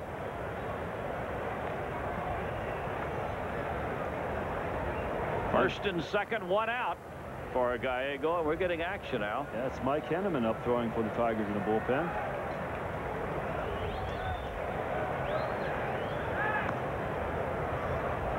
Pitch is inside. 1 ball, 1 strike.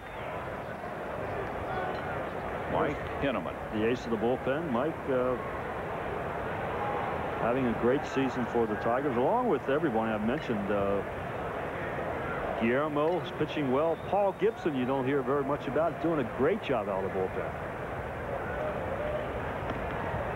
Well, I heard Sparky today in his office before the game talking to an Oakland writer, and he was asking him what everybody asks everywhere we go. How are you doing it, Sparky? And he says, good pitching, and we catch the ball. Catch the ball, getting good pitching. This one's foul. Look out now.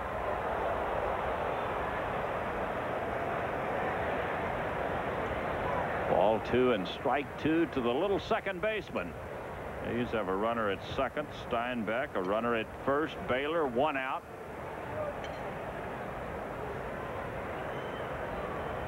Eric King trying to put out the fire here in the 6th inning. And a check swing to first base. Gallego is out. The runners move up. Darrell had only 1 play. The ball was not hit hard. That'll leave it up to Walt Weiss, who will turn around and bat left-handed against King.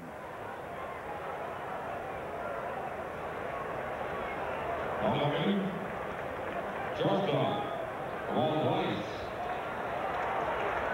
Weiss is 0 for 2. He scored a run today. Safe on an error in the 3rd inning. Scored the first run of the game. Made it 1-0. It stayed that way until the 6th inning. The 3-run homer by McGuire has made it 4-0. Here's a strike to Weiss.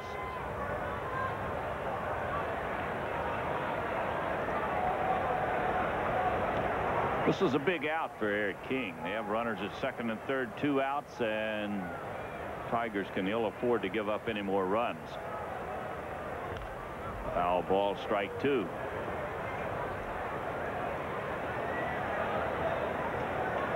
Bob Welch, a big, hard-throwing right-hander, will pitch for Oakland tomorrow against Walt Terrell.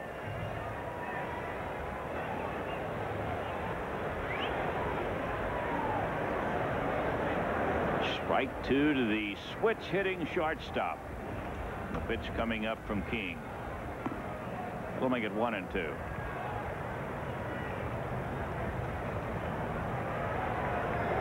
The Athletics thought enough of this fellow. They traded away Alfredo Griffin and just handed him the job. He's done extremely well. Ball 2 and strike 2. You don't win too many pennants with a rookie infielder, particularly a shortstop or a rookie catcher. But as you mentioned, they feel this guy can field his position with the best of them, even though he doesn't have the experience. Here's the 2-2 pitch. It's in the dirt. Ball 3. Eric King jumped out in front. Strike 2, and now he's gone to the 3-2 count.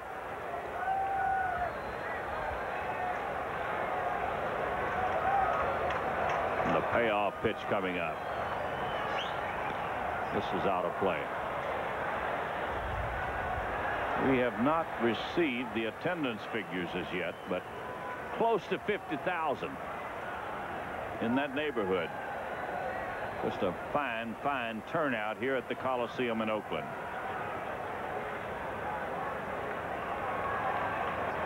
Weiss waiting on the 3-2 pitch, and a fly ball behind shortstop into shallow left center. Gary Pettis says he'll handle it. They get 3 in the inning, 3 big runs, and at the end of 6, Oakland 4 and the Tigers nothing.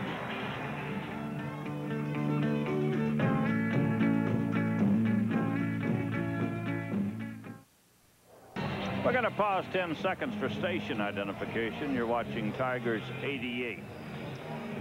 Now the news is there for you when you need it. News 4 at 5, 5:30, and 6.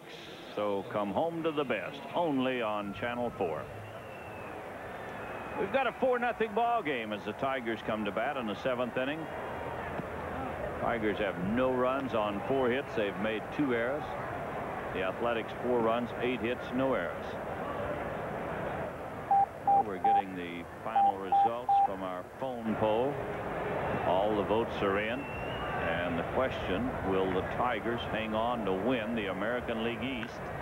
Here's a fly ball into deep right center. Canseco with a fine running catch. This young man does it all. He is having a great year. Questioned last year whether or not he would ever be a good defensive player, but he's worked very hard in his outfield play and has gotten better and better. He doesn't always look pretty doing it, but he gets the job done. Well, the results of the phone poll, will the Tigers hang on to win the American League East? 81% says yes, 19% says no. We thank you for your calls, and we'll have another poll tomorrow afternoon right here from the Coliseum in Oakland. This is Dave Bergman. He's had a single and a walk today.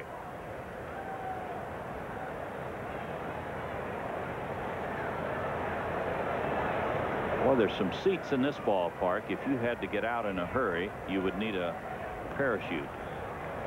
In the deepest part in left field and right field. Third deck, and boy, that you have vertigo. You've got problems in those seats. There's a pitch outside. Ball 2 and strike 2 to Bergman. Yeah, way up here, Chuck. Now Chuck's found him right there. That would be my seat. There's a base hit into left. Bergman rifles it into left field. Second hit of the day for David. He's going to be our star of the game. 2 singles and a walk. If look at these seats now. Bring it all the way down. That fellow just now heard about the base hit into left. Hey, just about every seat in this ballpark, you're just about in the sun, except for the ones that are underneath the overhangs, and it's not very much of that. 1 strike to Gary Pettis. Gary had a base hit his last time up. He lined out the time before that. Well, he's 1 for 3. Check swing, rolls it towards second, and out on a good play by Gallego. He had to hurry to get him, and the little second baseman made it. On to second goes Bergman with 2 outs, and the batter will be Lou Whitaker. Tries to check his swing here. He didn't want to swing at it. The ball is out of the strike zone, and Gaetti has to charge out of the way of the base runner. Runner at second, 2 outs for Whitaker, who's had a single in 3 trips. He struck out his last 2 times up. Here's a couple of devoted Tiger fans, Don Conti and Rick Mione. They were in Anaheim last Sunday. We mentioned their name on the air. They drove all the way up here. They said, we just wanted another good dose of Tiger baseball. Well, they're seeing it. I don't know how good it is, but they're seeing it. They're seeing it. It's a whole lot more fun when the team that you're pulling for is scoring some runs and getting some base hits. But so far, the Tigers have not been able to do much of either. All 2, no strikes to Whitaker. Rick Mione says his mother's celebrating her birthday today. Elsie Mione, 63rd birthday. He shouldn't tell her age. Right. Or maybe I shouldn't tell her, but he wrote it down. We celebrated another young lady's birthday last night. Oh, we did. My wife's Louise. We sure did. Birthday cake and all. 3-1 to Whitaker. Tigers trying to get on the scoreboard. Bergman, the runner at second with 2 outs. Tigers have not been able to get a clutch base hit. And one of the reasons has been this man right here.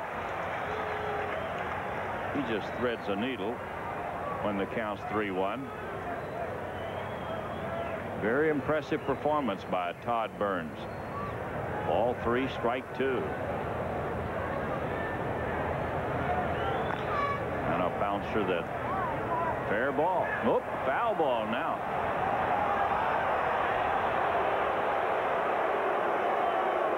I tell you, I don't know what that means, but he had signal fair, and and then the ball took a crazy bounce, and he changed it. Let's look at it. Looks like it hits some kind of a spike mark, a footprint, something, and looks like it's about a foot fair. Look where it hits. And then all of a sudden, I tell you, Ed had to take a dead right carry for it not to be fair. I'd say that was a fair ball. It hit right at the bag. When it did carry him to the right, it had to go over the bag, but he called it foul. So Lou gets another chance, and he struck him out. Third time today he has struck out Lou Whitaker. We go to the bottom of the 7th. It's 4-0 Athletics.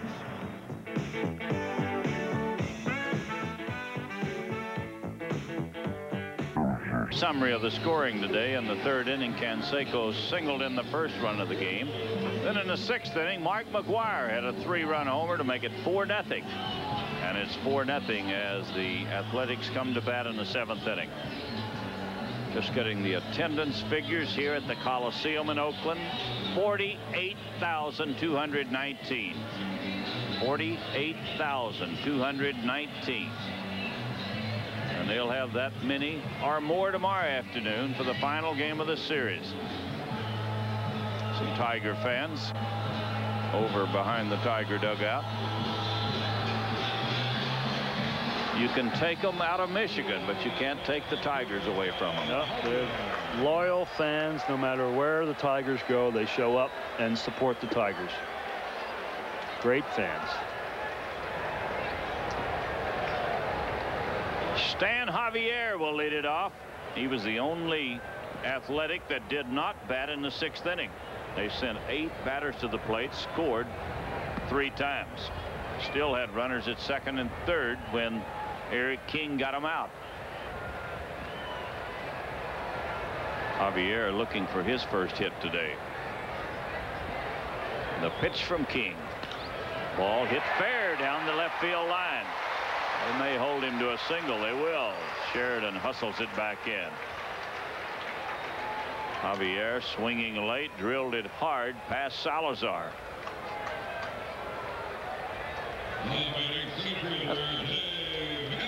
Nelson throwing in the bullpen. I don't know whether he's going to be pitching in this game, but he's there throwing. He's been very successful against the Tigers, even when he was with the White Sox.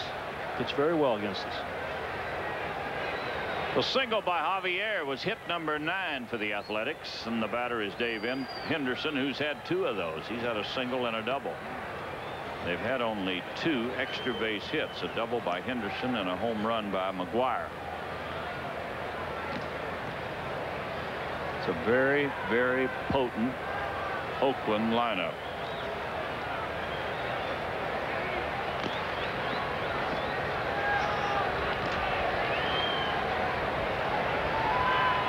Runner at first, Javier, has good speed, and they have to watch him. Henderson handles the bat well. He lined a single into right field back in the 3rd inning with a runner at first base. Here's a pitch out. George, and we're seeing a lineup, the Oakland Ball Club, without one of their better players, Dave Parker. Been on the disabled list for a couple weeks now. Hernandez and Henneman both throwing down the bullpen. There's a pop-up on the infield. Trammell waving everybody away. So Henderson is out. First out of the inning, and the batter is Canseco, and he's been on base 3 times today. Now Parker's going to be out another 2-3 weeks now, and like you say, very big bat out of the lineup.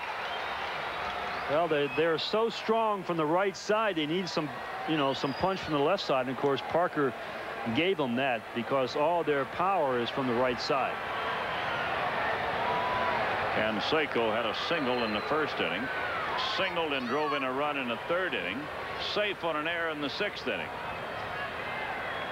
He's had 2 hits, scored a run, been on base 3 times.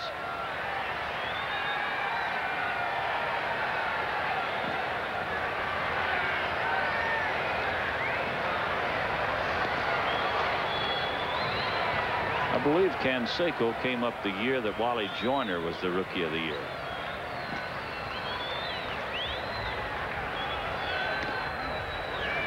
Well, he might have came up at the end of the year, but Canseco was Rookie of the Year in '86.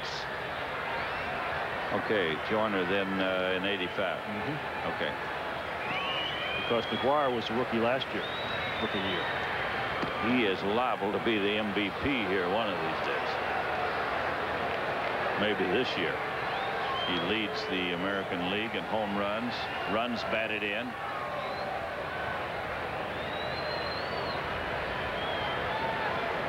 Very good base runner.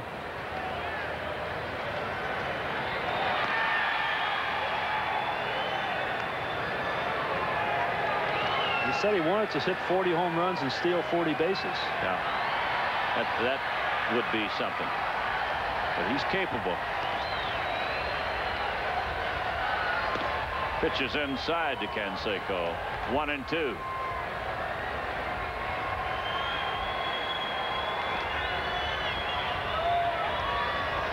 Eric King is pitching in relief of Frank Tanana. Eric came on in the 6th inning. This one's chopped foul.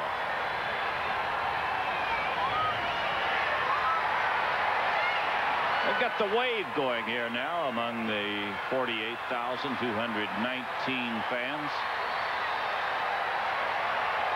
They've got a lot to cheer about here all year, and they're going to have a lot more to cheer about. Minnesota made a serious run at them about 3 weeks ago. Now the A's beginning to pull away a little bit.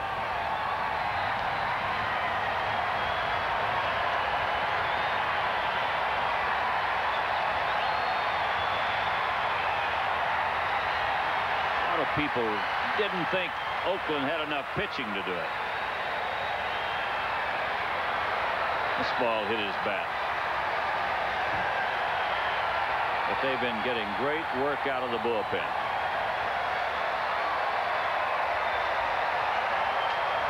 Dennis Eckersley, how many saves does he have now? He came in last night. He has 30, Chuck Waslick tells me. He just comes in and puts out the fire, and he did it in the All-Star game this year. And here's the guy that did not want to go to the bullpen. He was upset that they moved him into the bullpen. Canseco is hit by a pitch ball. Eric King kept pitching inside, and he finally caught him with one. Down to second goes Javier, and Sparky's coming out of the dugout. He's going to make a change. Yeah, he has Henneman. He's been throwing. He points to the right-hander.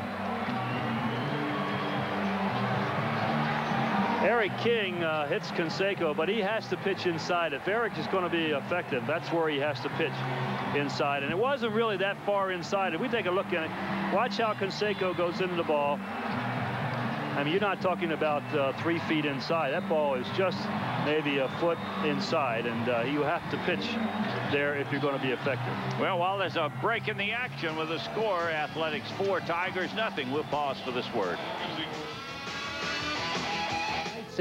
Mike Hennema, the 3rd pitcher used by Sparky Anderson in this game. Frank Tanana started. Eric King in the 6th. Now Mike Henneman in the 7th inning for Detroit. You see his record, 4-2, 14 saves. Henneman is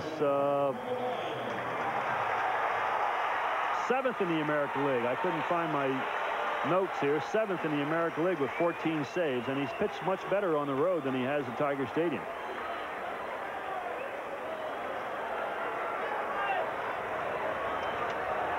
He'll be facing Mark McGuire.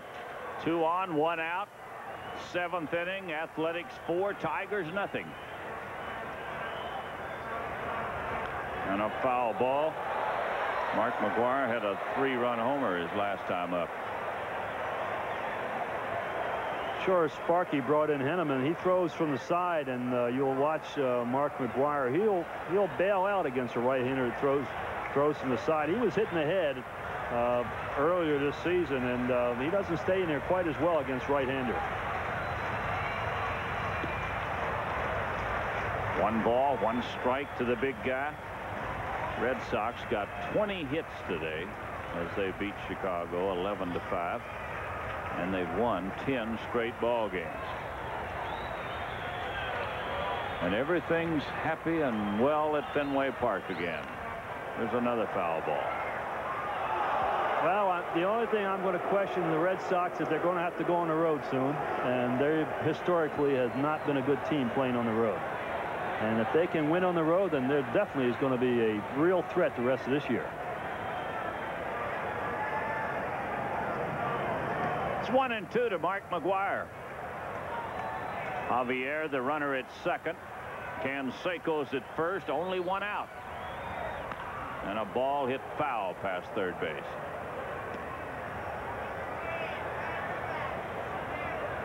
Montreal won today, 1-0 over Cincinnati. Bryn Smith got the win. Rijo took the loss. He's having a big year for Cincinnati.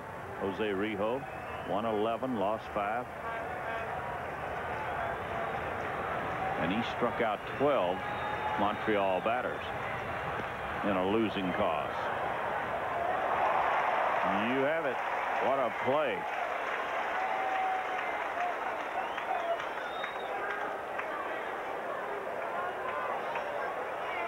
Still 1-2. McGuire's home run was a line drive into the left field seats in the 6th inning.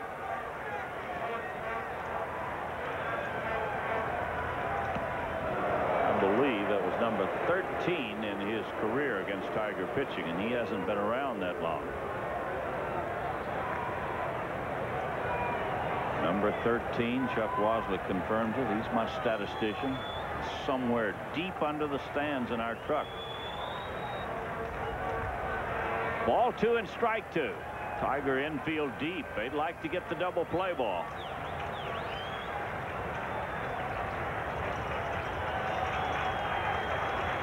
Mike Henneman gets ready. The 2-2 pitch. He hits it high in the air into center field. Gary Pettis moves in under it. So McGwire is out, second out of the inning. It'll leave it up to Lansford. Carney's 0 for 3.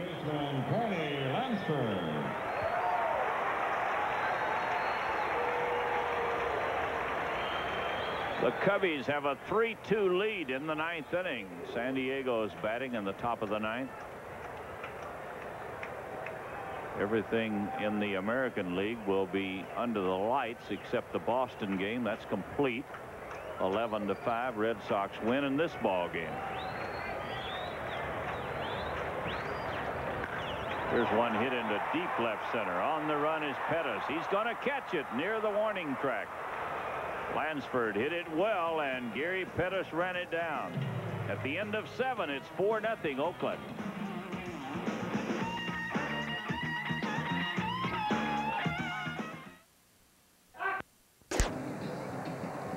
Well, the Oakland Ball Club making a pitching change here. Gene Nelson is going to pitch in the 8th inning against the Detroit Tigers. Nelson, I mentioned before, has been very effective against Detroit over the years. Has a career 5-2 against Detroit, coming into the season with an excellent 2.17 earned run average. And we've mentioned he's pitched very well against the Detroit Tigers. This year he's 5-3. 70 2/3 innings, allowed 65 hits and 32 runs, always around the plate. There's a fly ball into center field by Sheridan. Henderson shades his eyes and puts it away. Well, Sheridan is out to open the 8th inning, and the batter will be Alan Trammell. Don't forget now, Sparky Anderson's 2nd annual sports memorabilia auction will take place on Saturday, July 30th, for the benefit of Catch. The event will take place at the Southfield Civic Center. That's at 26,000 Evergreen Road in Southfield, from 10:30 in the morning until 3 in the afternoon. Also up for auction will be a chance to dine with your favorite Tiger. You might want to sit in the booth with Al Kaline and myself, or Ernie Harwell, Paul Carey. Also in the Path booth, Jim Northup. Is he over at the British Open, or did he come back? I think he's back. And Larry Osterman. You can sit with them. Other special events. $10 donation will be required at the door, and last year more than $190,000 was raised at the first auction. Tell you, Sparky puts a lot of time, a lot of effort into this charity. He really believes in it because it's for the kids, and he just does a great job. Alan Trammell gets a walk. A one-out walk to Trammell. And the batter will be Darrell Evans. First baseman Darrell Evans. Darrell has bounced out, struck out, flied to left field his last time up. It's a final from Wrigley Field. The Cubs win it 3-2 over San Diego. So in the National League, the Cubs a winner, Atlanta a winner, Montreal and the Giants all winners this afternoon. A couple of night games. Dodgers will be in Pittsburgh and the Phillies will be at Houston. George, I was looking at that Atlanta game against the Mets. John Smoltz. Tigers traded him, and he got his first major league win. A 4-hitter combined with Bruce Sutter. Young John Smoltz. Who was that big outfielder we got? He's playing over in Japan now. I can't think of him. Big outfielder we got. And Harper. You're right. A strike to Darrell Evans. Ball 2, strike 1. They play behind Trammell at first base. They don't figure the Tigers will be running down by 4. Outside, ball 3. They're getting a little bit unhappy here at the Coliseum with Nelson. He walked Trammell. He's behind Evans 3-1. Nobody throwing in the Oakland bullpen. Walked him. Yep, although the phone has just been answered in the bullpen. Must be ringing down there. You walk one more, you got the tying run at the plate. A walk, a base hit, anything. That's going to bring Dave Duncan out to the mound. Dave Duncan is the pitching coach of this ball club. The left-hander is Cataray, and the other one's Eric Plunk, the right-hander, 51. Hey, well, they got some size over here. I was just thinking, some big fellas. Some big dudes over here. I thought maybe that was Canseco and McGuire throwing for a moment.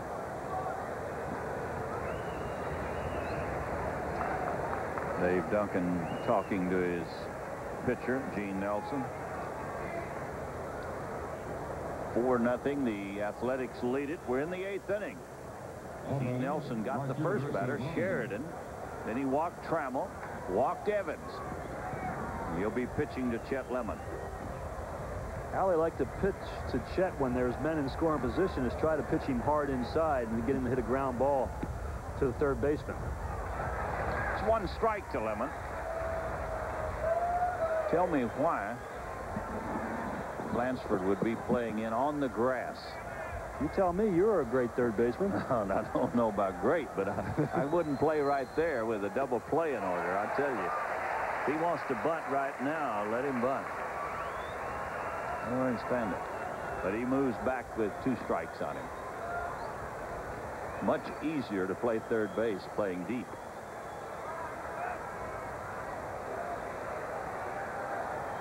Strike 2 to Lemon. Outside, that'll make it 1-2. Chester has flied to center, struck out, walked his last time up. Tigers need a base hit. They've had runners all day, but they have not produced a clutch base hit today.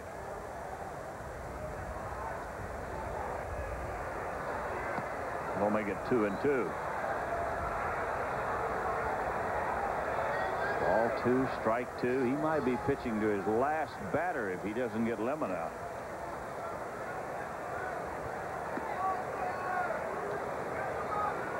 Very impressive 7 innings by the starter, Todd Burns. Then Nelson came on here in the 8th, got the first batter, walked the next 2. You see the base runners, and now it's 2-2 to Lemon. Ball 3. Ball 3 strike 2. Tony La Russa said, what in the world is going on? A 4-run lead. We're walking everybody. He'll lay this one down the middle. Should be a good pitch to hit. And a pop-up on the infield. Chester did have a good pitch to hit, and he popped it up. And the batter will be Matt Noakes.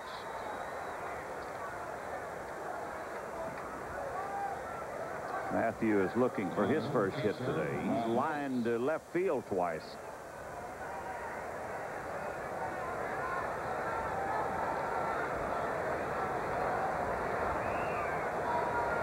Matthew, who normally hits everything to right field, hit a line drive right at the left fielder in the 2nd inning and again in the 6th inning. And with 2 runners aboard in the 4th inning, he bounced out.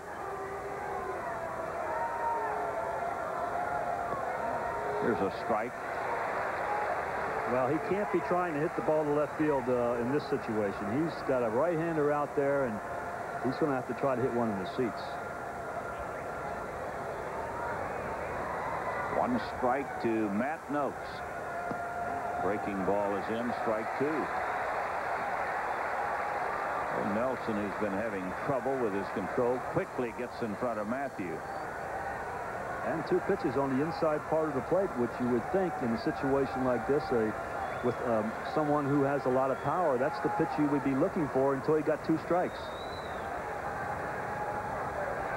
He's going to have to hit a tough pitch, I would imagine, a breaking ball. They like to throw Matthew the breaking ball.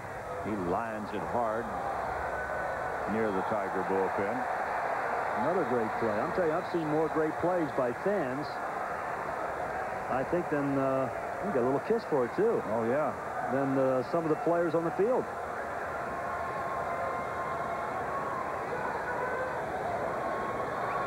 Terry Steinbeck going out saying, hey, it's strike 2 to this fella now. We don't have to groove it.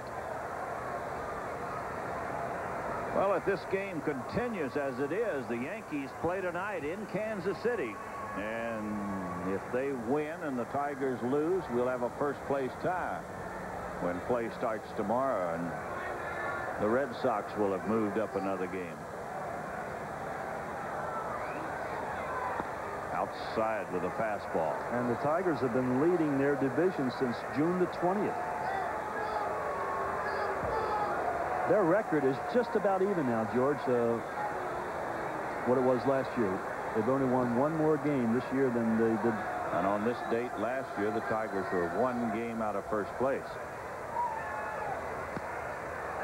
And on this date in 1988, they are 1 game in front starting play today. This fellow's not going to get ruffled. Win, lose, or draw.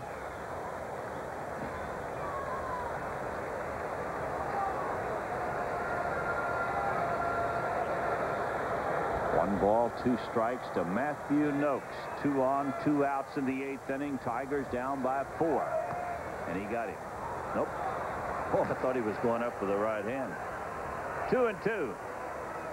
Tim McClellan will give you a battle all afternoon if you're waiting to see what he's going to do. There it is. Ball 2, strike 2, 2 outs, 2 on. As Gene Nelson gets ready. Tried to slip a fastball by him.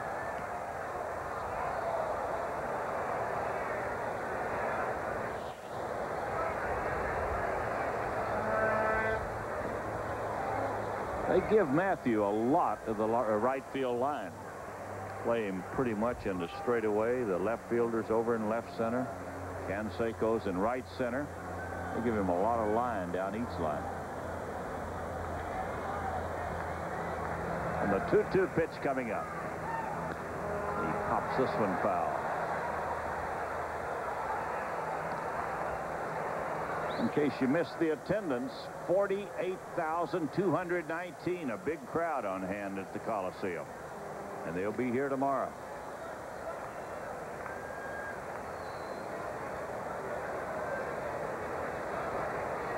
They'll be watching the scoreboard to see what happens in Minnesota. Baltimore plays there. Last night, Minnesota won behind Frank Viola, who got his 16th win of the year. 16-2. And 19th straight in the Metrodome. Now, that's a tough place to pitch. We were talking about that before the game, and Roger Clemens is going to have to, what, 3 straight? 3 straight. But, boy, he's going to have to do a lot of pitching to beat out Viola.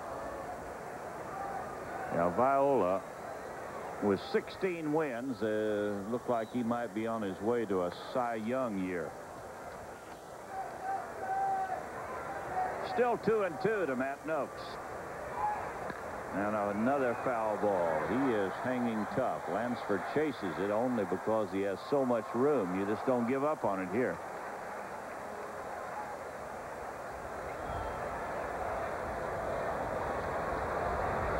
We've just been told by Chuck Waslick on this date in 1968, Denny McClain got his 19th win of the year en route to 31. Yeah, that was quite a year. What a year to be playing for the Tigers when Denny McClain was on the mound. Ball 2 and strike 2.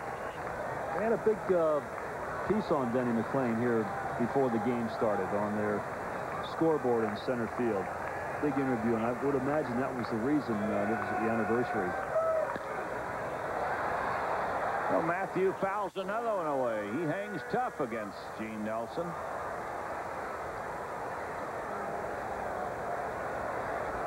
Or if we were passing out contracts today, you'd have a hat full of them.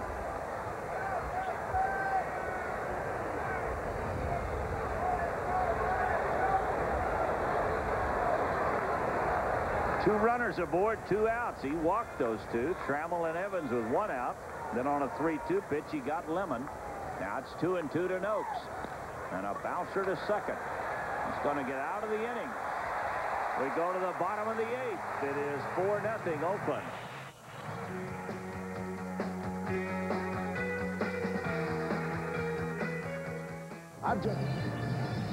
Okay, the Tigers make another pitching change. Guillermo Hernandez now pitching. This is the 3rd pitcher out of the bullpen. Eric King replaced Tanana. Mike Henneman came in the 7th, got his two men he faced out. Now Guillermo pitching here in the 8th inning. What a turnaround he has made this season. Look at his record, 5-2. Excellent 1.91 earned run average, 4 saves on the year. Just been doing a great job. Only 29 hits and 42 in the 3rd inning with 36 strikeouts. Just an outstanding job, good turnaround. And the next save that Willie or Guillermo gets will be his 100th as a Tiger, and that'll be 2nd among the career save leaders for the Detroit Tigers. Guillermo just making great pitches again, very similar to what he had in '84. He'll be facing Steinbeck, Baylor, and Gallego here in the 8th inning. 4-0, the Athletics lead it. Harry Steinbeck singled in the 2nd, singled again in the 6th inning. He's 2 for 3. Athletics have 9 hits. Pitches high, ball 2. Ball 2, no strikes.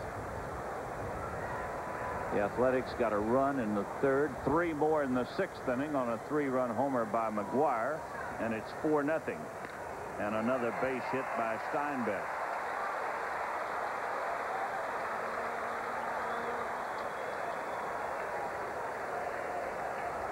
Well, they jeered all the way across the country a little bit when Steinbeck made the All-Star team. He just had a big All-Star game, was the most valuable player, and he's had 3 hits today. Don Baylor, the batter, he's had a single, 1 for 3. Don, one of the better hitters against left-handers. He has been throughout his great career. You try to pitch him inside. He's so strong with a ball out over the plate. But he hits left-handers much better than he does right-handers.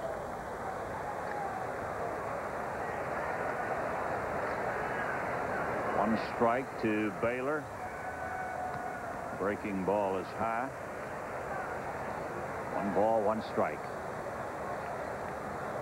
Guidry will pitch for the Yankees tonight in Kansas City against Bannister.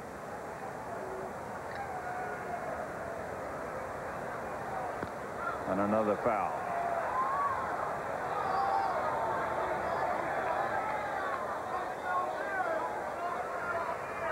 This is a ballpark made for a lot of souvenir baseballs because you can't get one back on the roof like you do in Tiger Stadium. So a lot of balls that hit on the roof and go on out in Tiger Stadium land right in the seats here.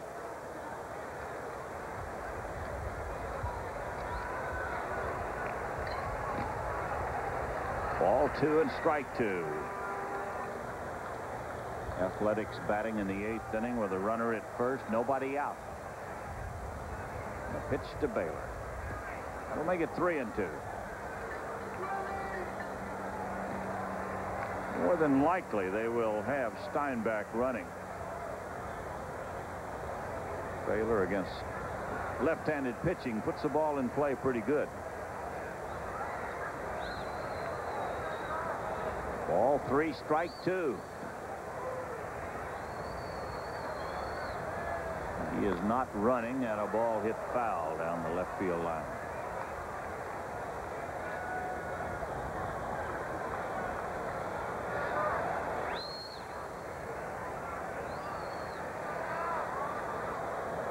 Sparky Anderson.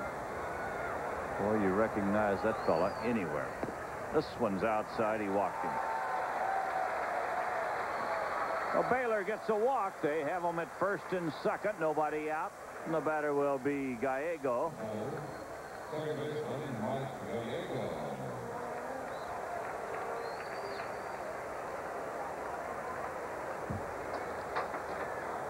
Tigers coming to the mound.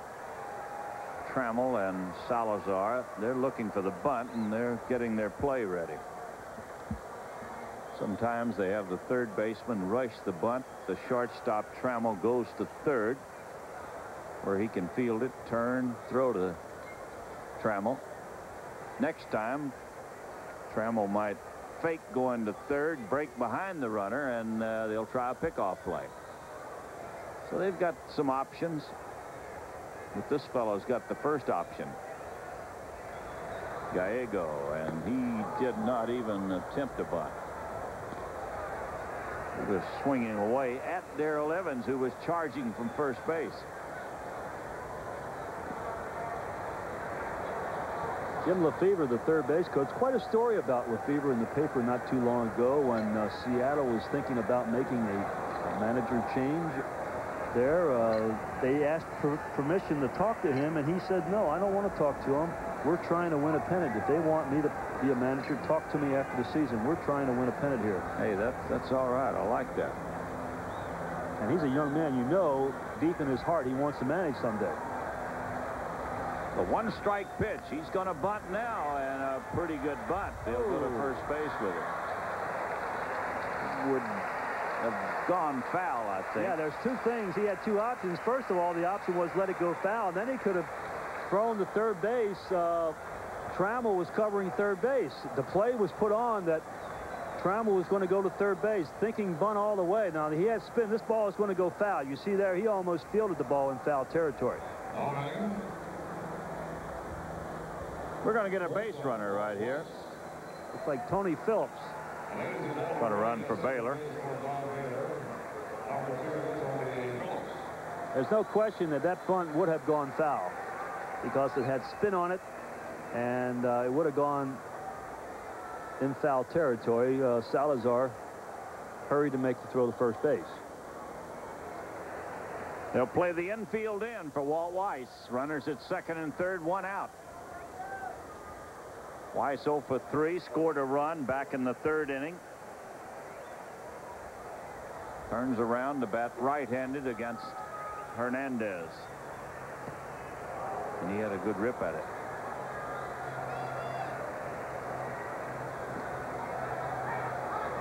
This inning started with a base hit by Steinbach. Baylor drew a walk. Gallego bunted, moved the runners along. Now Guillermo trying to get the switch-hitting shortstop out. They've called a balk. They've called a balk. And that's going to bring everybody in. Sparky coming out. Evans Salazar, Guillermo.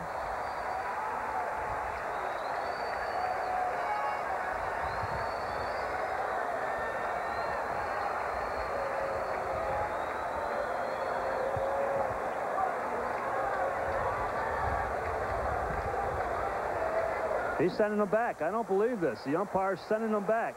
You see there, Willie steps off. He steps straight back.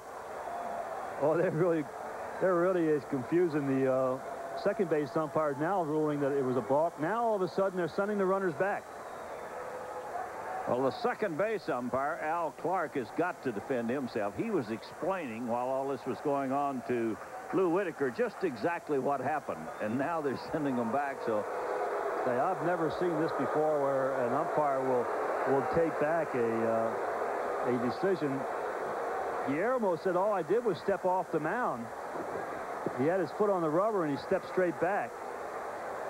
If you're off the rubber, you can do anything you want to. You can fake to any base, and evidently they convinced Tim McClellan that he was off the rubber. So the runners have been sent back. And we'll go at it again. All fouled out of play.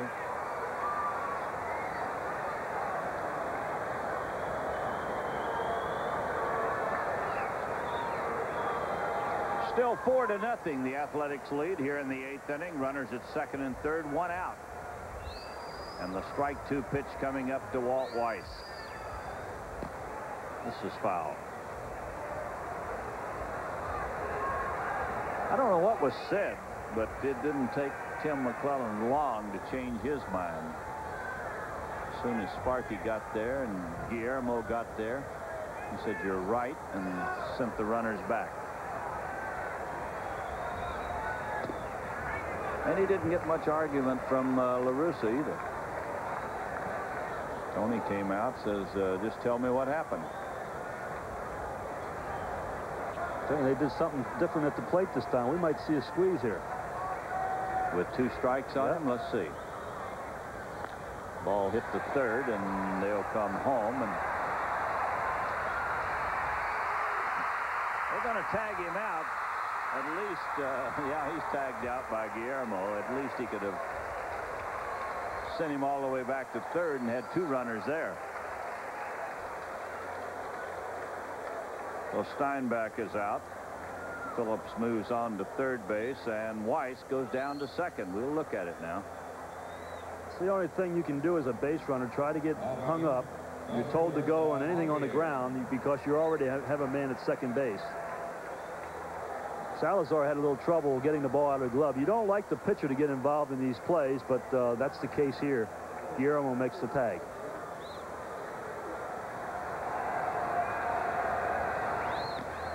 It's Javier with a big rip at it with runners at second and third. They can move the infield back now with 2 outs. Stan Javier had a base hit his last time up. And a pop fly behind second. Whitaker battles the sun, puts it away. At the end of 8, the Athletics 4 and the Tigers nothing.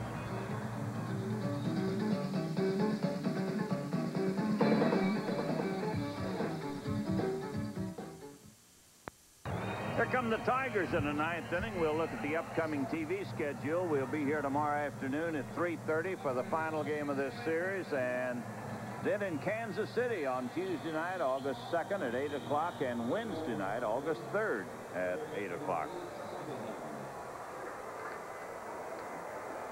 Salazar will lead it off in the 9th. Bergman will follow, and then Gary Pettis down by 4. And a pitch inside.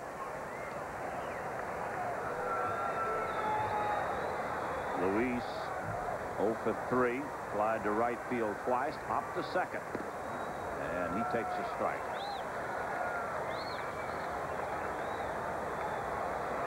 Four runs on 10 hits for the Athletics. No runs on 5 hits for the Tigers. And a fly ball to right for the 3rd time today. Salazar gets it under the glove of Canseco, and he'll stop at second. I think Jose lost it in the sun. I don't know whether he has glasses on, but he did not put them down. And he did have a lot of problems the way he went after the ball. He went with it with a lot of confidence, and all of a sudden, as he got to the ball, he slowed down to try to get the ball out of the light. But you see there, he does not have his glasses down. Well, that's what you take the equipment to work for. You use them. Well, here comes LaRussa. They score that, a two-base hit for Salazar. Canseco was moving over under it as if he were going to make an easy play out of it, and never did really get to the ball.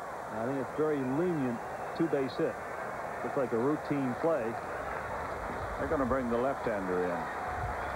Tony LaRussa has gone to the mound. He wants the left-hander to pitch Bergman, Pettis, and Whitaker, all left-handed batters coming up. Bergman may not bat, but that's the schedule. Ray Knight's at the bat rack. Yeah, this is Greg Cadaret. He was born in Detroit. He now makes his home in Lakeview, Michigan. He was the 11th round selection by Oakland in June 1983. And he attended Grand Valley State College in Michigan. He pitched pretty well for Oakland last season. In '87, he started the season in Huntsville and pitched at Tacoma, then finished the season with Oakland, where he was 6-2 last season.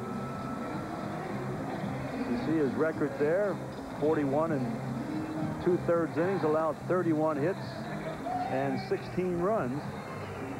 He's walked 22 and struck out 35. Guy has a good arm, throws the ball hard, likes the pitch. And, of course, with the left-handers scheduled to bat, Tony LaRussa makes the change. And Ray Knight's on deck. Looked like he's going to pinch hit for Bergman. Well, it's 4-0 Oakland here in the 9th inning. Tigers have a runner at second, nobody out. New pitcher is Cadaret, and the new batter will be Ray Knight, batting for Dave Bergman.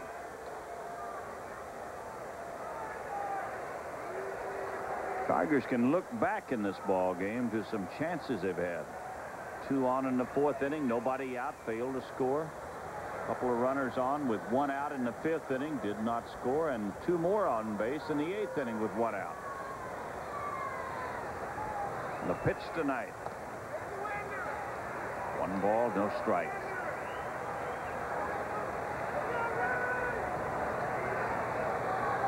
Cadaret is the 3rd Oakland pitcher. Here's a strike. Makes it 1-1. This big fellow throws hard. Greg Cadaret. Here's the runner at second, Salazar. And the pitch inside makes it ball 2.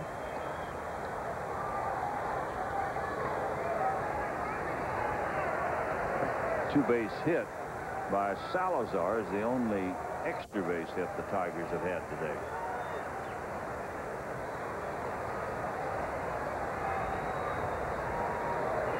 Ball 2, strike 1.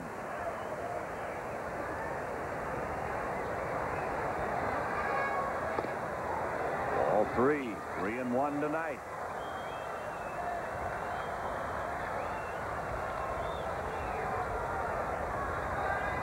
Oakland pitching has been a little shaky since Todd Burns left at the end of 7, but they have not allowed a run.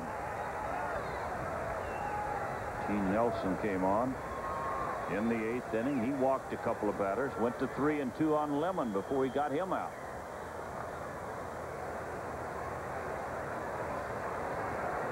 The 3-1 pitch to Ray Knight. It's a strike.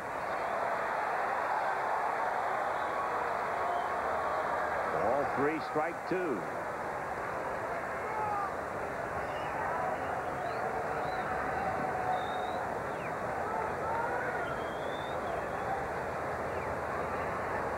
He's ready for the payoff pitch, and a pop-up on the infield.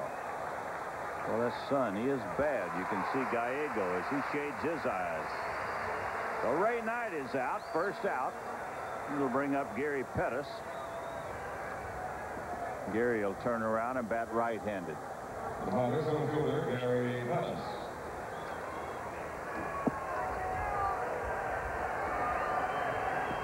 Gary Pettis has had a single today in 4 trips.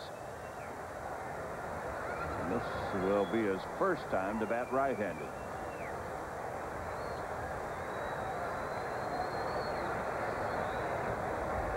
If you think Carney Lansford's played in close today, he is shaking hands with Gary Pettis. Some 3 steps in front of the bag at third base. Pitch is over but low. Ball 2. Pettis a little stronger hitter from the right side. He comes into the game batting at .246 right-handed and only .209 from the left side. So he does swing the bat with a little bit more authority from the right side. And a strike. Ball 2, strike 1.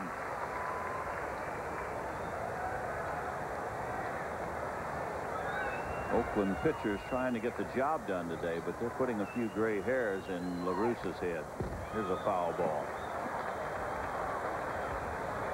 We saw Gene Nelson in the 8th inning come within 1 pitch of loading the bases on walks and bringing the tying run to the plate. Catterroy got Knight after going 3-2. 3-1, then 3-2. Now it's 2-2 to Pettis. And a ball makes it 3-2. So nothing easy here in the 9th inning.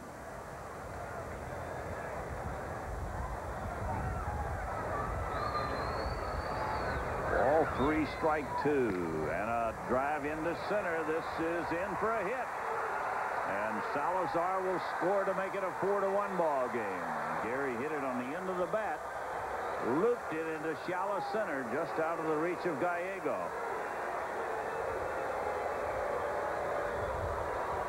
Well, the Tigers have been having a hard time scoring some runs, and this ball was not hit hard. But it finds the hole straight up the middle, loops it into center field. The batter is Lou Whitaker, who's had a single and struck out 3 times today.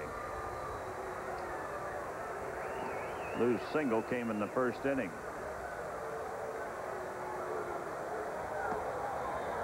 This is one reason that La Russa raced to the mound and brought the left-hander in after the leadoff double by Salazar. He had Bergman, Pettis, Whitaker, Sheridan, all left-handed batters coming up. And a strike. 1 ball, 1 strike to Lou.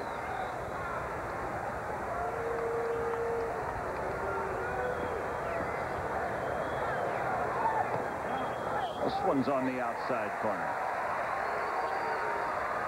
Tim McClellan and Lou have not seen eye to eye on a few pitches today. He called him out on strikes back in the 5th inning on a 3-2 pitch.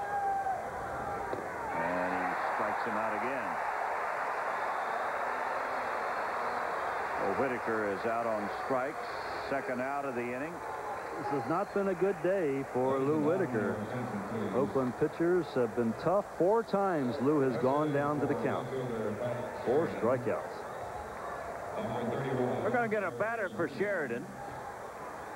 Herndon is out with a couple of bats. So it'll be Larry Herndon to bat for Pat Sheridan.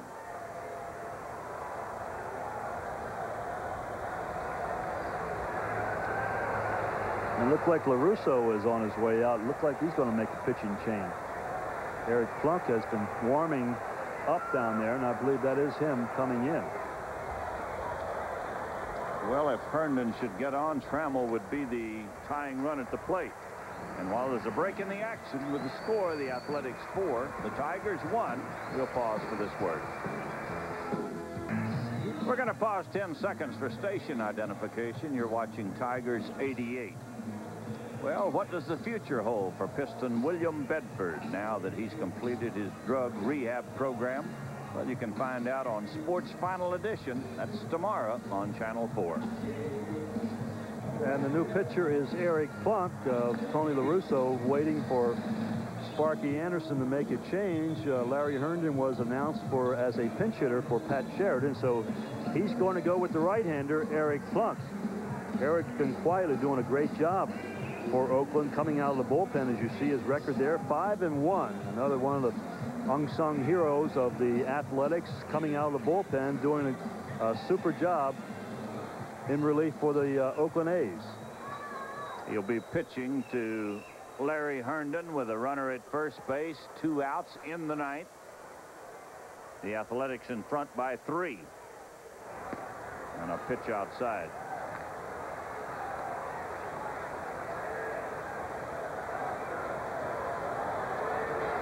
A double by Salazar, a single by Pettis. Put the Tigers on the board here in the ninth. 1 ball, 1 strike to Herndon.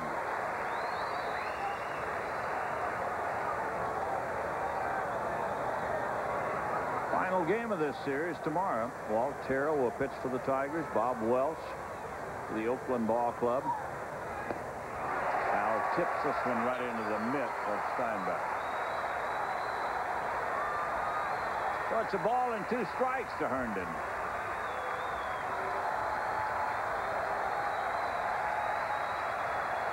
1-2 as Plunk gets ready. Did he get him? He did. He gets the call from first base. Drew Coble makes the call, and Herndon is out on strikes. He tried to check it. They appealed to first base and got the call from Coble for the final out of the game. The final score, Oakland 4, the Tigers 1, and we'll be right back. Miller Lite Tiger player of the game is Dave Bergman. Dave Bergman had 2 singles and a walk today, is at bat 3 times, on base all 3 times. And Miller Lite is pleased to send a $100 donation in his name to the Children's Hospital of Michigan. And we'll be right back. Hit by Salazar to an error on Canseco. They've changed it from the press box. A 2-base error that will be an unearned run by the Tigers in the 9th inning.